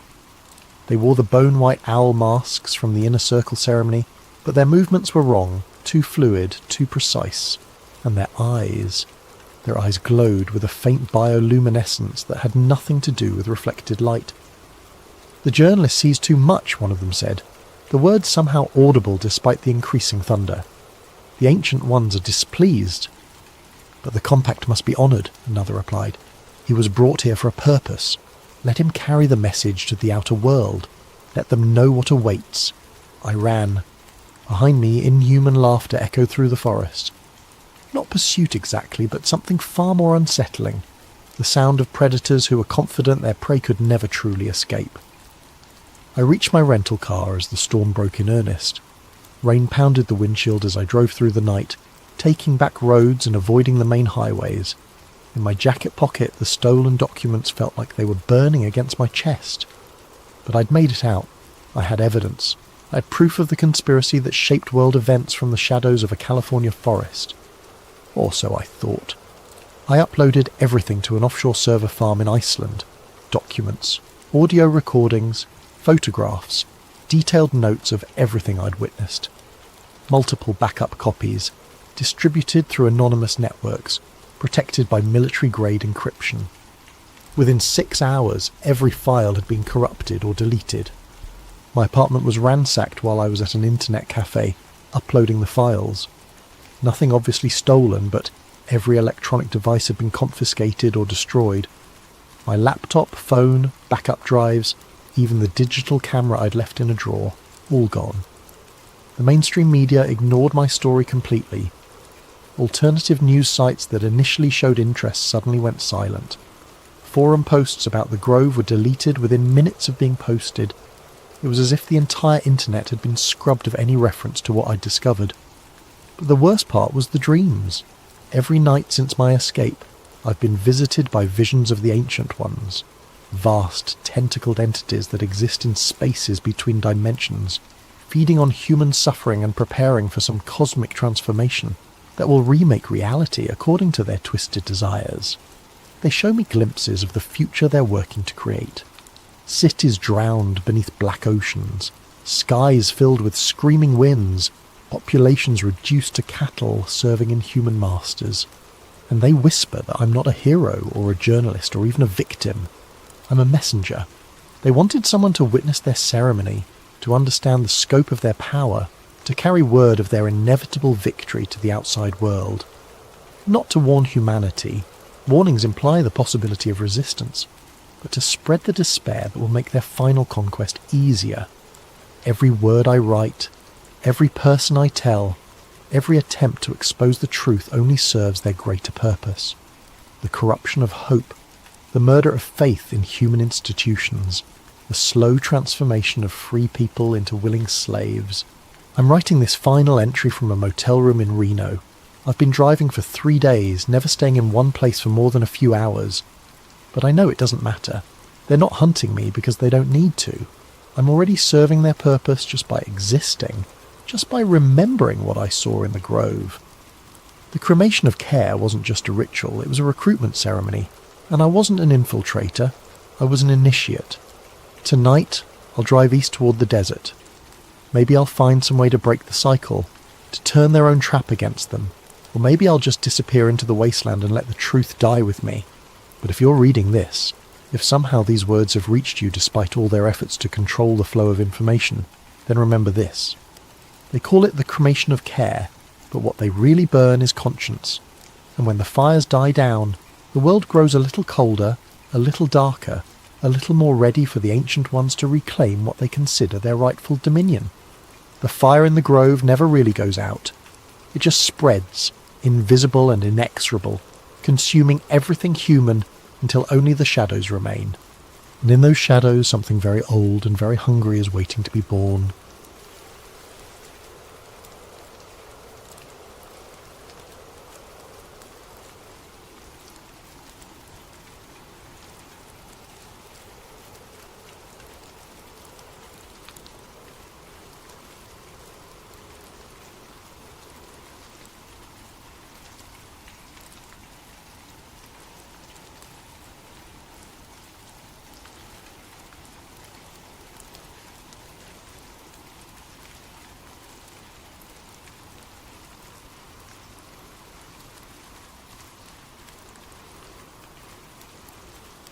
Tonight, I'll be your guide on a journey into one of the coldest and most enduring mysteries of the Cold War era.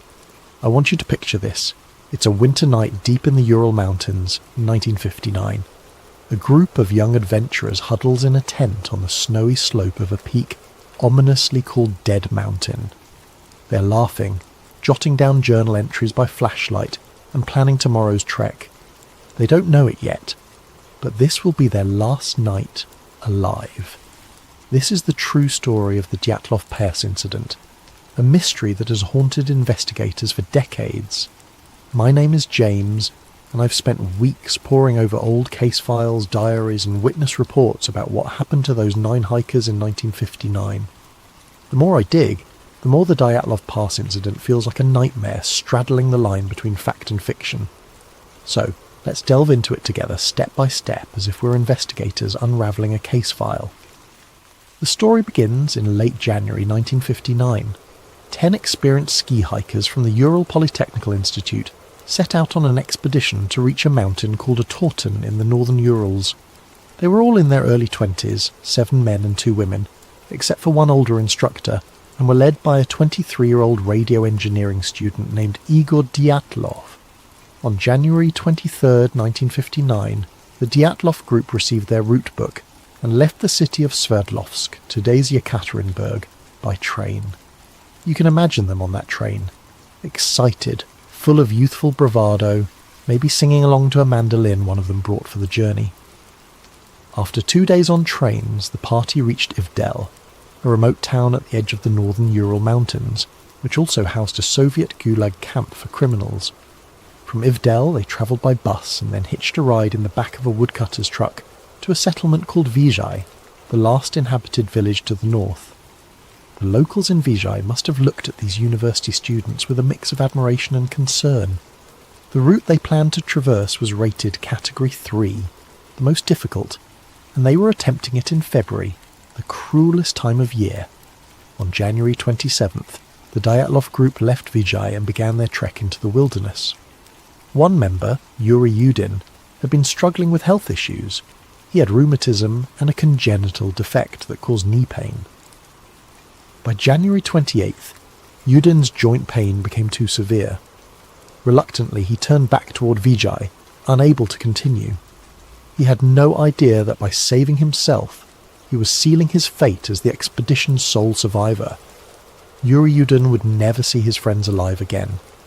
The remaining 9 hikers pressed on into the wild, unaware of the fate that awaited them. Through diaries and photographs recovered later, investigators have pieced together their route. By January 31st, the group had reached the edge of a highland area and cached surplus food and equipment in a wooded valley to be used for the return trip. They joked around, took photos, and even made a little mock newspaper they titled the Evening Autoton, in which one entry humorously proclaimed, "From now on, we know that the snowmen exist," likely a tongue-in-cheek reference to local Yeti legends. Despite the exhaustion and cold, their spirits were high. On February 1st, the team started to move through a mountain pass, later named Dyatlov Pass after this incident, with the plan to camp on the other side that night. But the weather turned on them. A howling snowstorm and blinding wind caused Dyatlov's team to lose their direction on the barren slopes. Instead of crossing the pass into the shelter of the valley beyond, they had veered west, finding themselves on the flank of a mountain called Kholat Shakal, which in the local Mansi language means dead mountain. By the time they realised their mistake, it was late in the day, and visibility was near zero from the blowing snow. Rather than descend 1.5 kilometres down into the forest for cover, Igor Dyatlov decided to pitch their tent right there on the mountainside in the open. Perhaps he didn't want to lose the altitude they'd gained, or perhaps he wanted to prove they could handle camping on an exposed slope in a blizzard. The 9 of them set up their large tent on the bare snow, chopping into the slope for a flat spot. It was a decision that would be heavily scrutinised later. That evening of February 1st, 1959 must have been brutal. Temperatures were around minus 20 degrees Celsius, and winds roared over the pass. Still, inside the tent, the group was relatively secure. They had a warm dinner. Later forensic analysis of their stomach contents showed they ate around 6 to 7 p.m. In one of the last photos recovered from their cameras, they are seen joking and smiling as they set up camp in the twilight on February 1st. Despite the extreme cold and howling wind outside, they seemed in good spirits, jotting down journal entries and chatting as they settled in for the night. They could not have imagined the terror that was coming. Something happened in the dark early hours of February 2nd that changed everything. We don't have eyewitnesses to describe it. All we have is the evidence left behind, and that evidence reads like the opening scene of a horror film. Sometime after midnight, the tent was suddenly slashed open from the inside. The 9 campers, who had been sleeping or resting, burst out of their tent into a howling snowstorm in the pitch black of night. They left behind almost all their gear, boots, coats, hats, sleeping bags, axes, as if fleeing an imminent threat. Imagine the situation. It's minus 30 degrees Celsius, minus 22 degrees Fahrenheit, outside, and yet something scared or startled them so badly that they ran out half-dressed and barefoot into the blizzard. Why?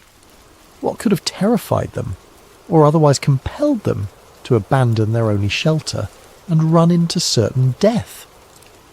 That's the question investigators have grappled with for over 60 years.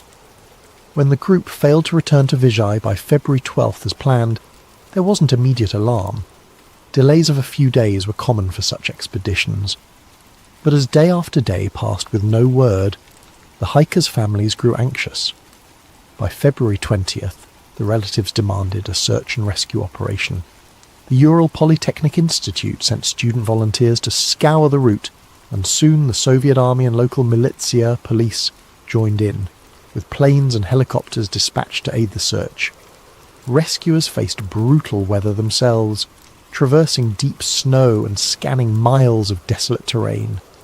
Among the searchers was a student named Mikhail Sharavin, who on February 26th would make a chilling discovery.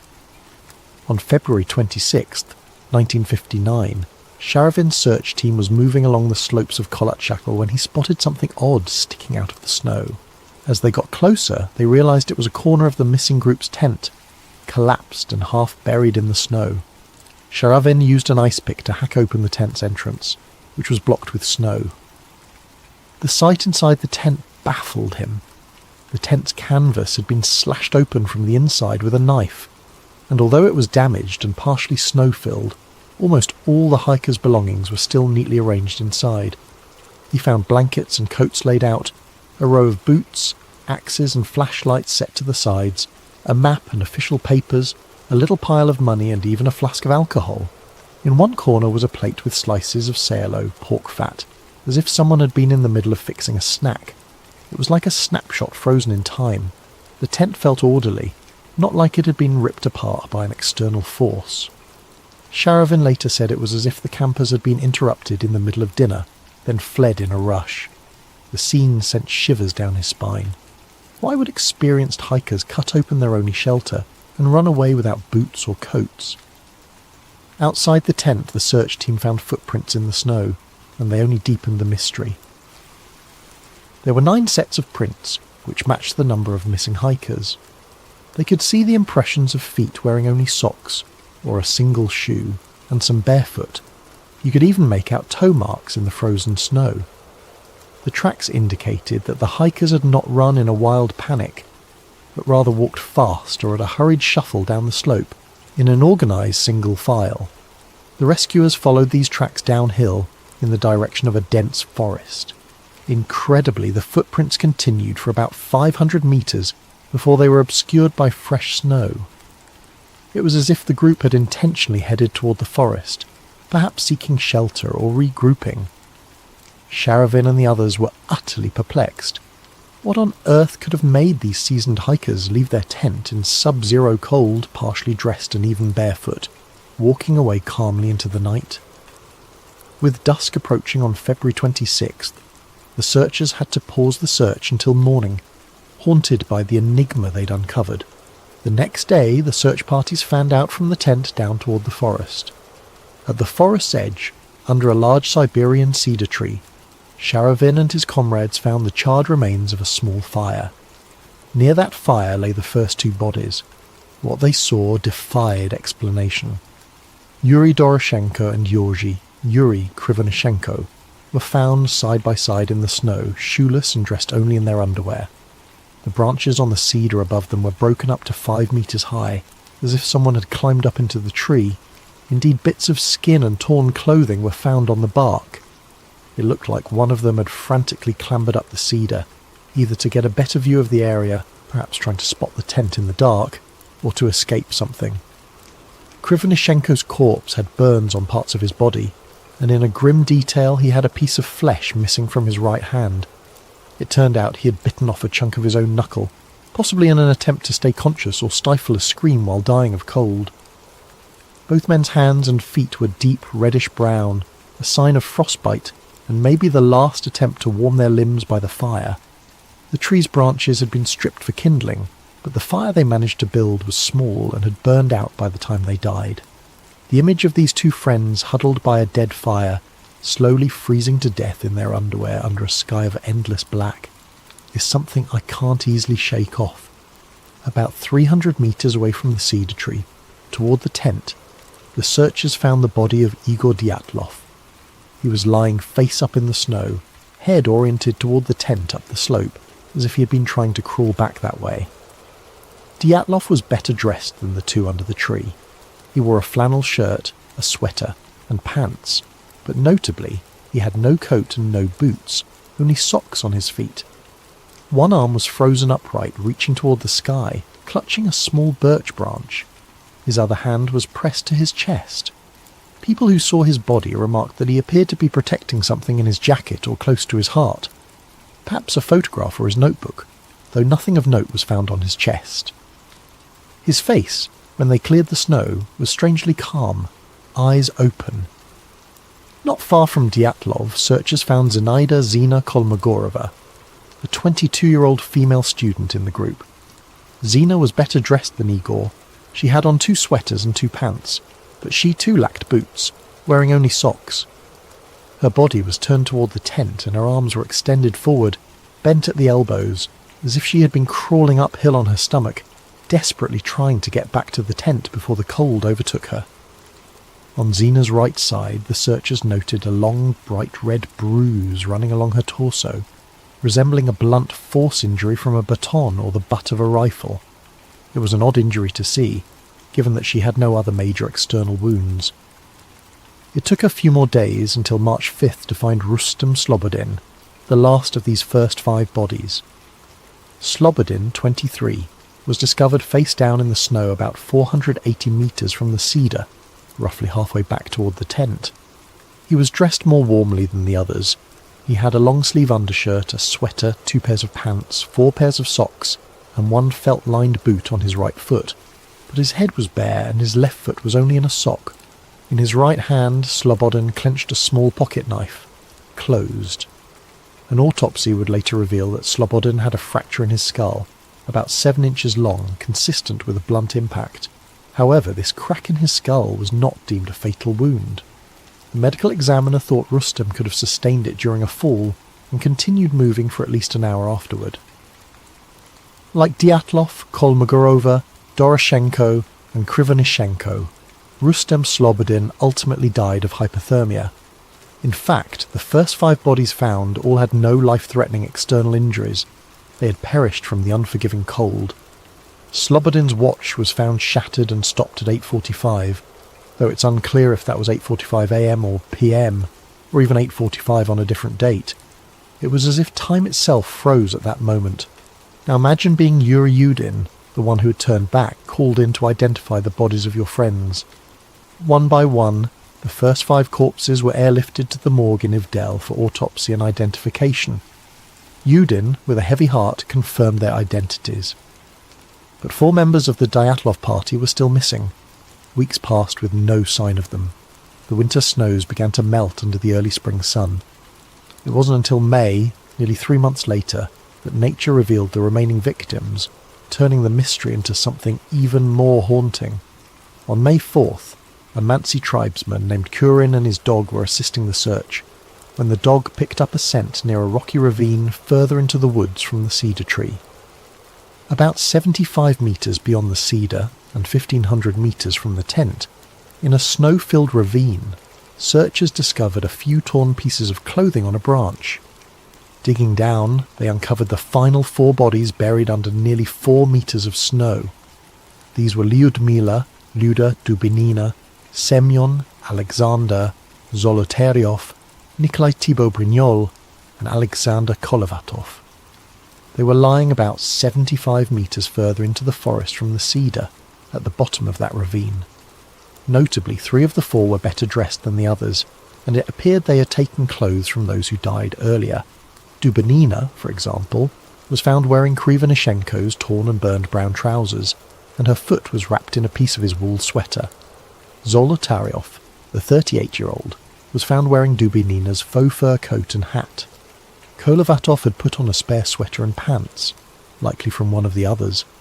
This exchange of clothing suggests that when some members of the group died, the last survivors stripped the dead of usable clothing to keep themselves alive, a tragic but practical act of survival.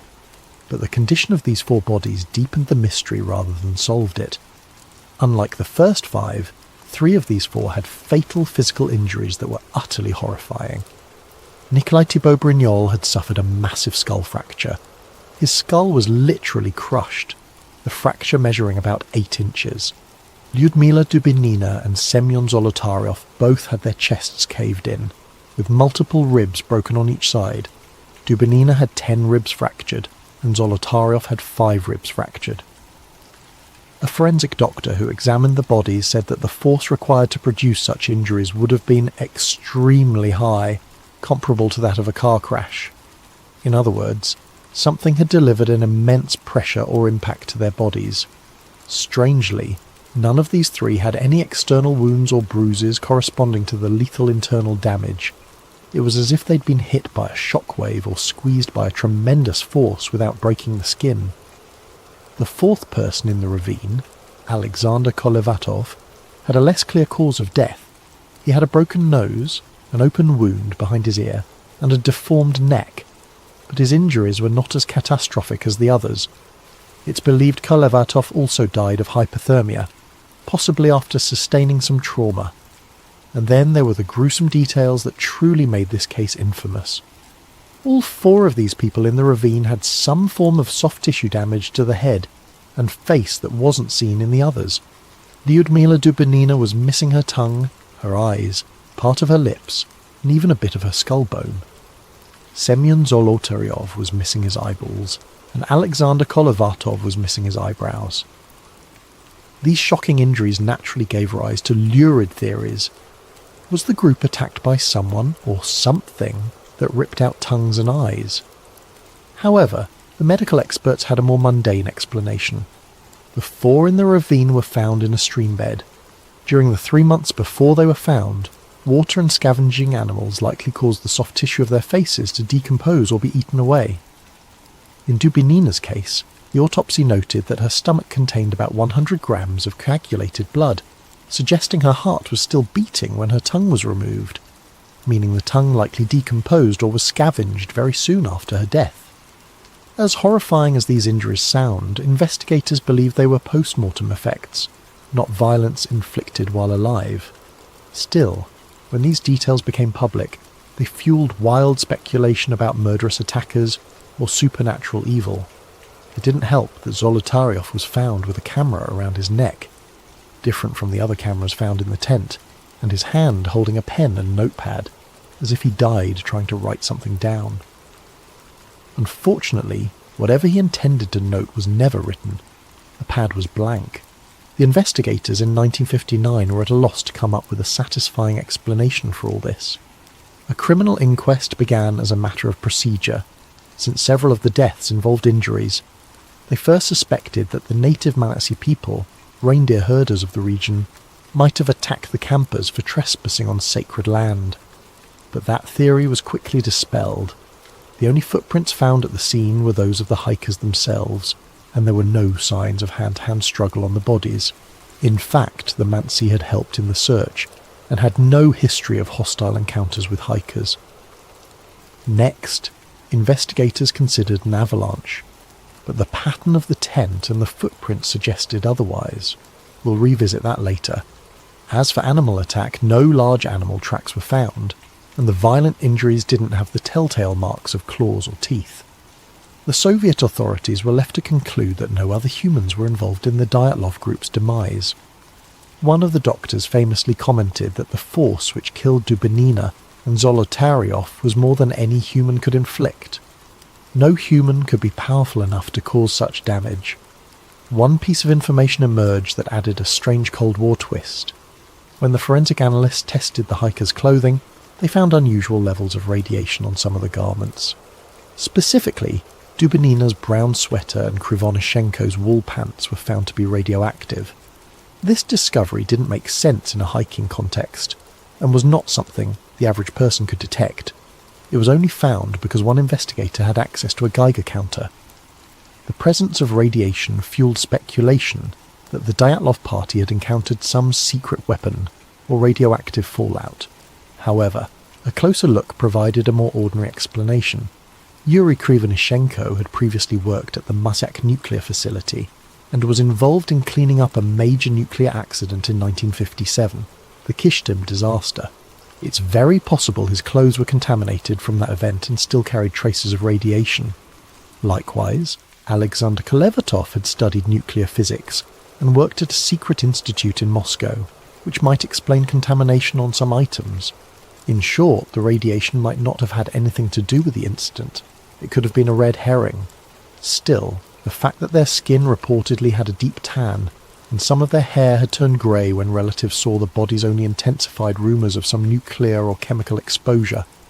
Authorities claimed the skin tanning was a natural mummification effect from lying in the sun and cold for weeks, and that hair can turn colour from exposure or the embalming process.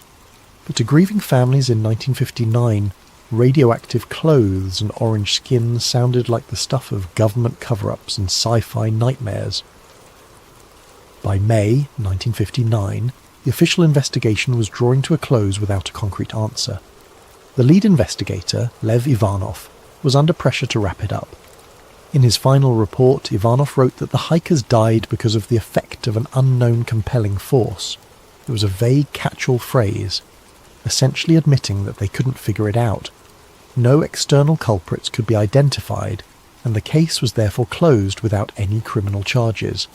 The files were stamped secret and filed away in a Soviet archive. The Dyatlov Pass area was also declared off-limits to other expeditions for the next 3 years, supposedly to prevent any more tragedies, though some see it as an attempt to keep curious eyes away. The inquest's official finding was that the group members died due to a compelling natural force, a phrase that raised more questions than it answered. Imagine the weight of that silence. 9 young lives lost, and their families were told they would never know exactly how or why. In the Soviet Union of 1959, that was that. Some of the parents and siblings sensed a cover-up. Zina Kolmogorova's mother, for instance, and Igor Dyatlov's parents all received hushed warnings from officials. The families were explicitly told, "You will never know the truth, so stop asking questions." In those days, if the party or KGB told you to be quiet, you stayed quiet, out of fear. So the families buried their children without knowing what really happened, and the Dyatlov incident faded into an eerie Cold War legend whispered about in Ural classrooms and mountaineering clubs. As for Yuri Yudin, the sole survivor who wasn't even there, he lived the rest of his life with survivor's guilt and a burning desire to find the truth. Yudin repeatedly insisted that his friends did not die due to some simple natural accident. He felt in his gut that something else, something man-made, had to have caused it. In interviews before his death in 2013, Yuri Yudin openly voiced his belief that the Soviet authorities knew more than they let on about the incident. In fact, not long before he died, Yudin publicly stated that he believed his teammates had been taken out of the tent at gunpoint and murdered. He even speculated that Dubinina's tongue was cut out by perpetrators because she was the most outspoken of the group. These are incredibly serious accusations, and they were never proven. Yudin admitted he had no evidence, just deep suspicions after a lifetime of thinking about it. Whether Yudin was right or wrong, his perspective shows just how deeply the Dyatlov mystery can burrow into someone's soul. So, here we are decades later, with more questions than answers. I'm a modern-day investigator, combing through the remnants of old reports and new theories. As I piece together each bit of evidence, I feel that cold wind from Dead Mountain blowing through the decades. The Dyatlov Pass incident has become one of the world's most enduring mysteries, precisely because it sits at the crossroads of the explicable and the baffling. Over the years, numerous theories have been put forward to explain it, some grounded in scientific reasoning, others veering into the paranormal or conspiratorial. Let's examine these theories one by one, like branching investigative paths, and see where each leads. Keep in mind, any good explanation must account for all the odd details we've discussed: the torn tent, the state of undress, the bizarre injuries, the radiation, the reports of strange lights in the sky, the secrecy. It's a tall order, but let's walk these paths together. The first path is the one that the Russian authorities themselves eventually settled on: an avalanche. For many, this is the most straightforward explanation. Picture the scenario. The Dyatlov group is asleep in their tent on the slope, when suddenly a slab of heavy snow above them fractures and slides down onto the tent. The tent fabric begins to collapse and they hear the roar of snow. In a flash, the group panics. They believe a full avalanche is about to bury them. In seconds, they grab a knife, slash open the tent from the inside, because the entrance is blocked or hard to open under the weight of snow, and they flee into the night wearing whatever they had on at that moment. This theory gained significant traction, and in fact in 2019 to 2020 the Russian government reinvestigated Dyatlov Pass and concluded that a slab avalanche was the official cause of death. Later that year, a team of scientists published new computer simulations supporting the plausibility of an avalanche. In this case, the most appealing aspect of the avalanche theory is that the hiker's actions no longer seem irrational under this lens. If you believe an avalanche is about to crush you, doing whatever it takes to get out of the tent and moving to safer ground is exactly the right response. And indeed, everything the Dyatlov group did after leaving the tent can be seen as textbook survival behaviour once you assume an avalanche threat. The theory goes like this. A slab of snow, perhaps loosened by the wind or the heat from their stove earlier, slid and partially buried the tent, making loud cracks and rumbles. The experienced hikers immediately and calmly initiated an emergency evacuation. They cut their way out of the tent and headed for ground that would be safe from a larger avalanche, which in this case meant moving toward the tree line on the far side of the pass. They didn't take time to put on boots or grab equipment because every second mattered. In their minds, they had to get clear of the avalanche path. In just their socks and light clothes, they made it about a mile downslope to the forest. There they regrouped and tried to stay warm by building a fire. We saw evidence of that by the cedar. They also dug a snow cave as a shelter. The ravine where the last four were found had branches laid out on the floor.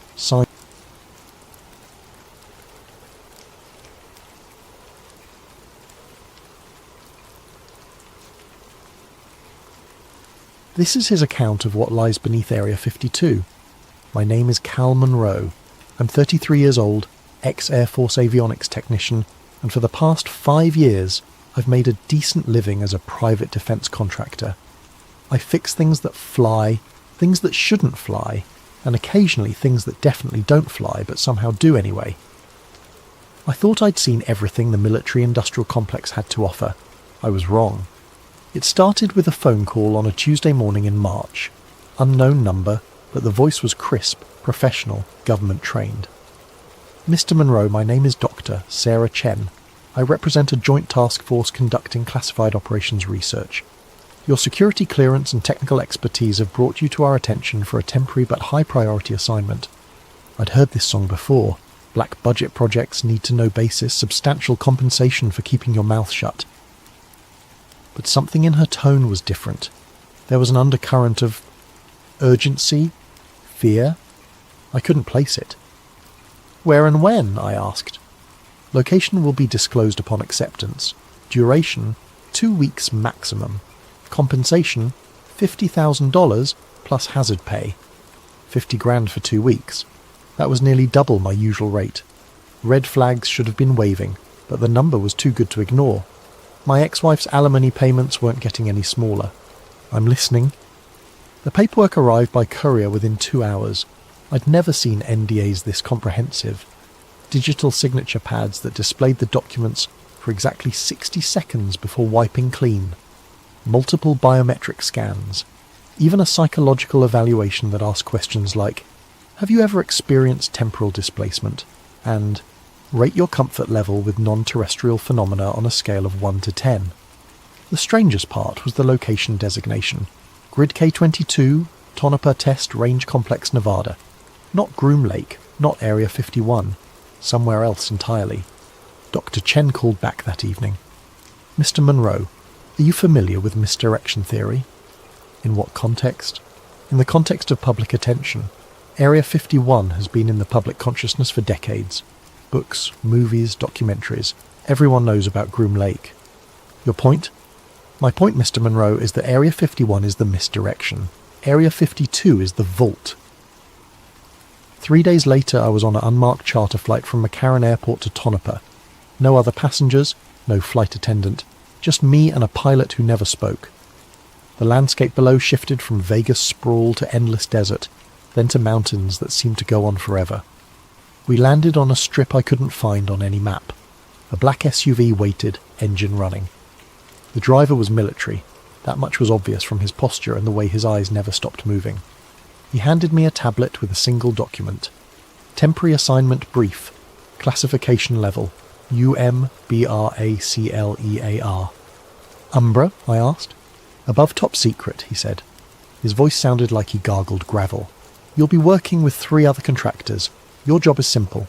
Maintain power grid integrity for Zone Echo 9. Don't ask questions about what's in Echo 9. Don't try to access Echo 9 without clearance. Don't discuss Echo 9 with anyone outside your assigned team. We drove for 20 minutes through terrain that looked like the surface of Mars. No roads, just tyre tracks in the sand. Finally we reached what looked like a mining operation. Corrugated metal buildings, a few trucks, some kind of elevator shaft descending into the mountain. The elevator had no buttons, no controls, no floor indicator, just smooth steel walls and a humming sound that seemed to come from everywhere at once. The military escort, I never got his name, stood silent as we descended, and descended and descended, and I counted. 19 levels down, the elevator finally stopped. The doors opened onto a corridor that belonged in a science fiction movie. Polished white walls, LED strips running along the ceiling, and a silence so complete it felt oppressive. The air smelled like ozone and something else, something organic and wrong. 3 other contractors were waiting in what looked like a briefing room. Maria Santos, electrical engineer from Lockheed, Tom Brady, no relation to the quarterback he was quick to point out, systems analyst from Raytheon, and Jennifer Walsh, computer specialist whose previous work was so classified she couldn't tell us who she'd worked for. The briefing was conducted by a man who introduced himself only as Director Hayes, tall, grey-haired, with the kind of eyes that had seen too much and remembered everything. Ladies and gentlemen, you're here to maintain critical infrastructure for Project Kairos. What that project involves is not your concern. Your job is to ensure uninterrupted power flow to Zone Echo 9 and to report any anomalies immediately. Tom raised his hand. What kind of anomalies should we expect? Hayes stared at him for a long moment. The kind you don't ask questions about, Mr. Brady. He led us through a series of corridors to what he called the technical sector. Banks of monitors, server racks and control panels that looked like they belonged on a spaceship. At the centre of it all was a massive power distribution hub feeding something deeper in the complex. Zone Echo 9 requires constant power, Hayes explained. Any interruption longer than 30 seconds triggers automatic lockdown procedures. You don't want lockdown procedures to trigger. Why? Jennifer asked. Hayes looked at her the same way he'd looked at Tom. Because, Miss Walsh, lockdown procedures have never been tested, and we'd prefer to keep it that way. My shift started at midnight. The night crew was just me and Jennifer. Maria and Tom worked days. The complex felt different at night. Sounds carried farther. Shadows seemed deeper, and there was a vibration in the floor so subtle you might miss it if you weren't paying attention. But I was always paying attention. The power readings for Echo 9 were unlike anything I'd ever seen. The zone was drawing nearly a megawatt continuously, but the consumption patterns were irregular. Spikes and valleys that followed no logical sequence. It reminded me of a heartbeat, if heartbeats could be measured in kilowatts. Jennifer was monitoring the security feeds from her station, 12 screens showing various corridors and rooms throughout the complex. But I noticed something odd about the Echo 9 feeds. They had a 6-second delay. Every other camera was real-time, but the Echo 9 feeds looped the same 6 seconds over and over. Hey Jen, you seeing this camera glitch? She looked up from her work. What glitch? I pointed to the monitor. Echo 9, camera 7, it's looping. She frowned, typed something into her console. System shows all cameras functioning normally. I could see it. The same security guard walking past the same door at the exact same moment, every 6 seconds. Like a GIF that never quite loaded properly. On my 3rd night, the temperature started fluctuating. The complex maintained a steady 68 degrees Fahrenheit, but my workstation kept shifting between freezing and sweltering. I checked the HVAC systems, all normal, but something was wrong. That's when I first saw the symbols. They were etched into the side of a server rack, symbols that definitely hadn't been there the night before. They looked almost like circuit diagrams, but wrong. Organic. Like someone had tried to draw electronics using biological principles. I was examining them with a flashlight when I heard Jennifer gasp. Cal, you need to see this. One of the Echo 9 corridor feeds had changed. Instead of the looping security guard, it showed an empty hallway. And at the end of that hallway, a door that was slowly opening. "That door's not supposed to open," Jennifer whispered. Through the opening we could see movement, not walking movement, flowing movement, like liquid light was pouring through the doorway. Then the feed cut to black. When it came back 30 seconds later, it was the same looping security guard, walking past the same closed door. But in that brief moment, I had seen something that changed everything. In the reflection on the polished floor just before the feed died, I saw an eye. Massive, silver, and definitely not human. It wasn't a ship in Echo 9, it was alive, and it had seen us watching. Tom Brady didn't show up for his shift on Thursday morning. Jennifer and I waited until 8 a.m. before calling Director Hayes. "Mr. Brady has been reassigned," Hayes said without explanation. "Continue your duties." But Tom's personal effects were still in the break room. His coffee mug was still half full, his jacket was draped over his chair like he'd just stepped out for a moment. Maria started acting strange that afternoon. She kept muttering to herself, checking the same readouts over and over. When I asked if everything was okay, she looked at me like she didn't recognise me for a moment. "The numbers don't add up," she said. "We're feeding Echo 9 enough power to run a small city, but the thermal output is all wrong. It's like the energy is going somewhere else." "Somewhere else like where?" "Somewhere else like not here." That night the emergency siren started blaring at 2:17 a.m, deafening klaxons that made your teeth ache. Jennifer and I looked at each other in panic. Was this the lockdown Hayes had warned us about? Then, as suddenly as they'd started, the siren stopped. Not gradually, they just cut off mid-wail, leaving a silence that felt heavier than the noise. Director Hayes appeared in our control room 5 minutes later, looking shaken but trying to hide it. "False alarm," he said. "Continue your duties." But I noticed he wouldn't make eye contact, and his hands were trembling. The next day, Maria didn't show up either. Reassigned, according to Hayes. But her car was still in the parking structure on level 2. Jennifer was barely holding it together. We were the only contractors left, and the weight of whatever was happening in Echo 9 was crushing both of us. She started accessing systems she wasn't supposed to touch, using admin passwords she shouldn't have known. "Jen, what are you doing?" "Finding answers," she said, fingers flying over the keyboard. "Tom gave me his access codes before he disappeared, told me something was wrong with the whole project." She pulled up internal communications, memoranda stamped with classification levels I'd never seen before. Umbra Clear was apparently the bottom tier. Above that was Majestic, then Zodiac, then classifications that were just numbers and symbols. One document caught my attention. Project Kairos, Phase 3 Implementation Status. The bioconductive interface has exceeded all expectations. Subject demonstrates rapid adaptation to containment protocols and has begun influencing local electromagnetic fields. Recommend immediate escalation of consciousness mapping procedures. Bioconductive interface. Subject. The thing in Echo 9 wasn't a ship or a piece of technology, it was a living being, and we were feeding it power. Another document, dated 3 days earlier. Minor containment fluctuation at 0217 hours.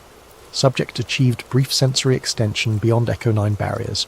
Security protocols held, but recommend enhanced isolation measures. Note: 3 personnel reported temporal displacement sensations during the event. Temporal displacement, the looping camera feeds, the missing contractors. Jennifer kept digging, and what she found made both of us understand why Tom and Maria had really vanished. A memo marked Operation Mirror Veil, historical context. Analysis of recovered materials suggests extra-dimensional rather than extraterrestrial origin. Entities exist outside linear temporal experience and demonstrate ability to manipulate local space-time fabric. Primary subject may not be an individual organism, but rather a projection or echo of a larger consciousness existing in parallel dimensional space. They weren't from another planet, they were from outside reality itself. Warning: prolonged exposure to subject may result in consciousness fragmentation, temporal perception anomalies, and in extreme cases complete displacement from baseline reality. Personnel experiencing symptoms should report immediately for neural recalibration. Neural recalibration. That's what happened to Tom and Maria. They hadn't been reassigned. They'd been broken by contact with whatever was in Echo 9. Jennifer was reading over my shoulder, her breathing getting faster and more shallow. "Cal," she whispered, "look at the date on this document." It was dated 6 months in the future. The older archives were stored in a vault I wasn't supposed to access, But Jennifer's hacking skills were getting desperate and creative. She'd found references to something called Operation Mirror Veil, a predecessor to Project Kairos that dated back to the 1970s. The files told a story that made my blood run cold. In 1978, a survey team at Tonopah detected unusual seismic activity. Not earthquakes, but something else. Tremors that seemed to follow mathematical patterns. Ground-penetrating radar revealed an anomalous void approximately 200 feet beneath the mountain, but when they drilled down to investigate, they found something impossible. The void was bigger on the inside than on the outside. The first recovery team brought back samples of what they thought was exotic matter, materials that didn't conform to known physics, but the materials weren't stable in our reality. They flickered in and out of existence, sometimes vanishing for hours before reappearing in a different location. That's when they realized they weren't dealing with alien technology. They were dealing with something that existed between dimensions, using our reality as an anchor point. The breakthrough came in 1983 when Dr. Elena Vasquez, a theoretical physicist working on Project Looking Glass, hypothesized that the entity was a reflection of human consciousness itself, not what we are, but what we could become if we existed outside the constraints of linear time and three-dimensional space. The entity demonstrates knowledge of events that have not yet occurred, and memories of possibilities that may never happen. It exists in a state of quantum superposition, experiencing all potential outcomes simultaneously. In effect, it is us, evolved beyond the limitations of singular timeline existence. But the most disturbing file was Dr. Vasquez's final report, dated just days before her own mysterious disappearance. The entity is not malevolent, but it is incompatible with baseline human consciousness. Contact results in expansion of awareness beyond what the human mind can process. Subjects begin perceiving multiple timelines simultaneously, experiencing past and future as present reality. The mind fractures under the weight of infinite possibility. We are not studying an alien intelligence. We are studying our own future, and that future is trying to communicate with us across dimensions we cannot comprehend. Recommendation: immediate cessation of all contact protocols. The entity's attempts at communication are causing reality fluctuations that may result in permanent temporal displacement of personnel. It is not trying to harm us, it is trying to save us, but salvation from its perspective means joining it in its multidimensional existence. We are not ready. Humanity is not ready. Perhaps we never will be. The final line of her report chilled me to the bone. They are not invaders, they are echoes of what we already were. Jennifer found Dr. Vasquez's personal logs hidden in an encrypted partition that should have been impossible to access. The encryption was 40 years old, but somehow the files were updating themselves in real time. Day 1. First direct communication attempt. Entity projects images directly into visual cortex. I see myself, but not myself. Versions of Elena Vasquez that exist in parallel timelines. In one, I never became a physicist. In another, I died in childhood. In a third, I am something that transcends human categorization entirely. Day 3. Time displacement events increasing. Experienced memories of conversations that haven't happened yet. Entity is teaching me to perceive beyond linear causality. It's beautiful and terrifying. Day 7. I understand now. They're not from there, because there is no there. They exist in the spaces between possibilities. They are what we become when we evolve beyond the need for singular reality. Day 12. The others don't understand.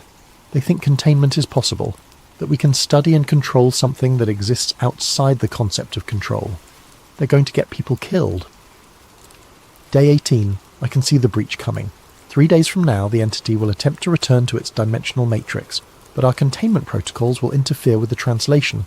The resulting paradox will create a reality fissure.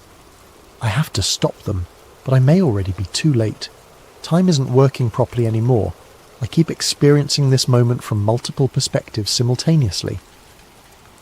The logs ended there, but they were still updating. New entries appeared as we watched.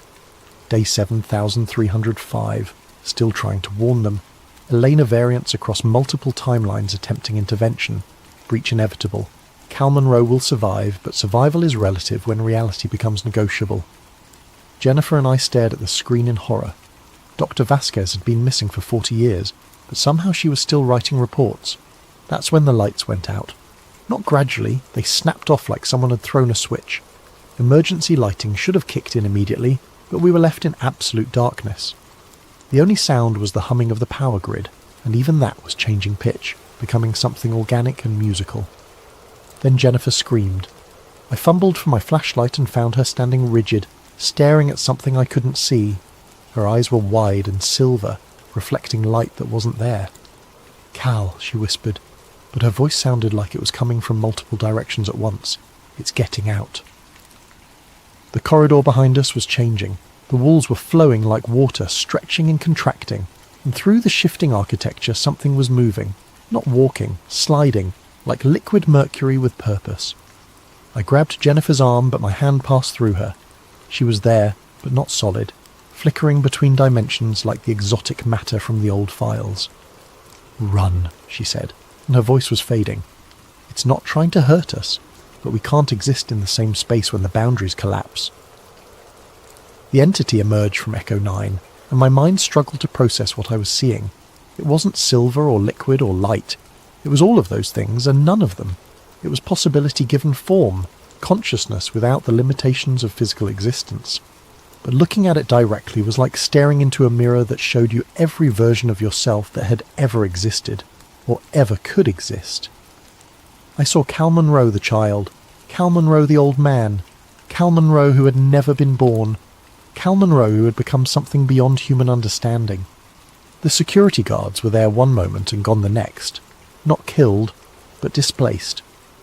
I watched them step backward through walls that had become permeable, their screams echoing from distances that couldn't exist in three-dimensional space. I ran, down corridors that folded in on themselves, past rooms that were bigger inside than outside, through a facility that was reshaping itself according to rules I couldn't comprehend. My watch was recording everything on its built-in camera, military-grade equipment designed to function in electromagnetic interference. If I survived, at least there would be proof, if survival had any meaning when reality itself was in question. I found an elevator, the same elevator I'd taken down 19 levels, except now it was in a corridor that hadn't existed 5 minutes earlier. The button panel was melting and reforming, showing floor numbers that shifted between digits and symbols and sometimes weren't there at all. But it was the only way up. The elevator rose with the same smooth hum as before, but when the doors opened, I was back in the same corridor I'd just left. Same melting walls, same impossible geometry, same feeling that I was being watched by something that existed in more dimensions than I could perceive. I tried again. Same result. And again, same corridor. The entity wasn't trying to trap me, it was trying to communicate, but communication required shared reference points, and we had none. Its attempts to make contact were causing reality to loop, creating temporal echoes that reflected my own desperation back at me.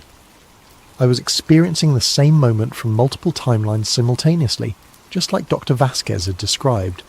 In one timeline, I was still at my workstation, watching the power readings spike.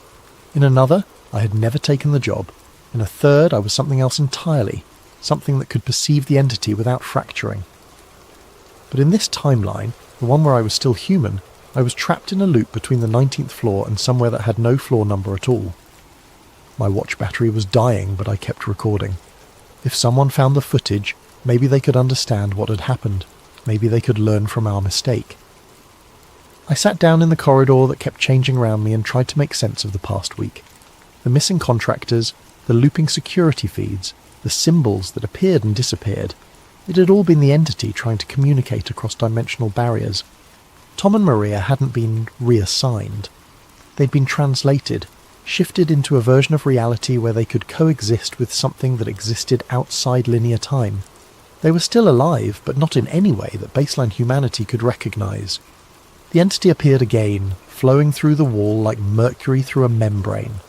But this time, instead of the overwhelming multiplicity of its full presence, it showed me a single image. Doctor. Elena Vasquez. Not as she had been 40 years ago, but as she was now, existing simultaneously across multiple timelines, still trying to warn people about a breach that was both inevitable and had already happened. She looked at me with eyes that held infinite sadness and spoke with a voice that echoed from past and future simultaneously. "You're already out, Cal, but you haven't left." Then the corridor collapsed into itself and everything went dark. Document recovered from the personal effects of Inspector Marcus Webb, Department of Defense Special Investigations Unit, following his death by apparent suicide in 2025. Classification level UMBRACLEAR/EYESONLY. Inspector Webb's final report dictated to voice recorder: "I've been investigating disappearances at classified facilities for 15 years. Missing persons, equipment failures, cover-ups, it's all part of the job. But the Cal Monroe case is different. The official story is that Mr. Monroe was killed in an industrial accident at Tonopah Test Range on March 18th, 2024. Electrical fire, they said. Nothing recoverable. But 3 days ago, a package arrived at my office with no return address. Inside was a storage device, military grade, designed to survive electromagnetic pulses and extreme temperatures, the kind of thing that costs more than my annual salary. Attached was a note: Zone Echo 9 debrief Cal Monroe. I've watched the footage 17 times now. I've had it analysed by the best experts available. They all say the same thing: it's impossible to fake. The metadata confirms it was recorded at Tonopah on the dates in question.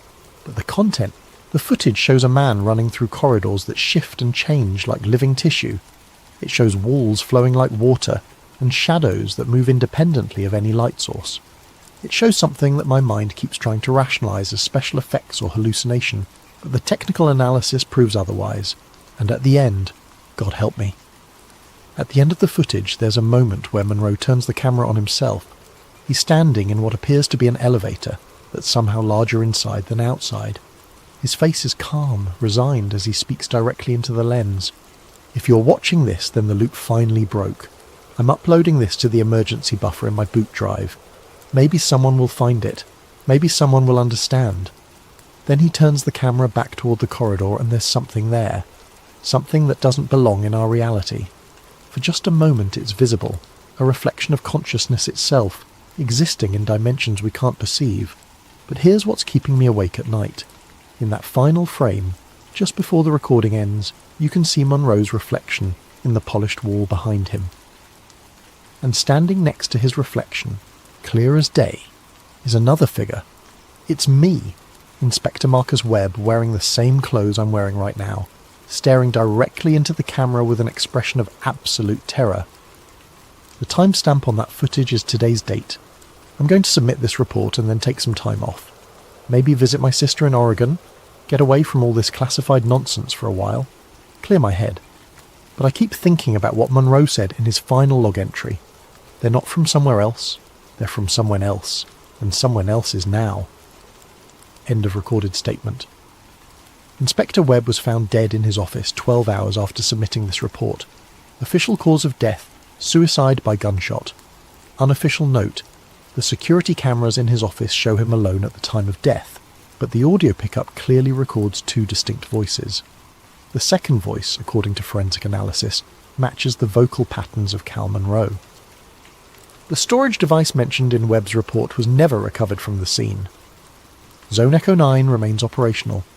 3 months later, deep space monitoring stations began detecting an unusual signal, a transmission that seemed to originate from everywhere and nowhere simultaneously.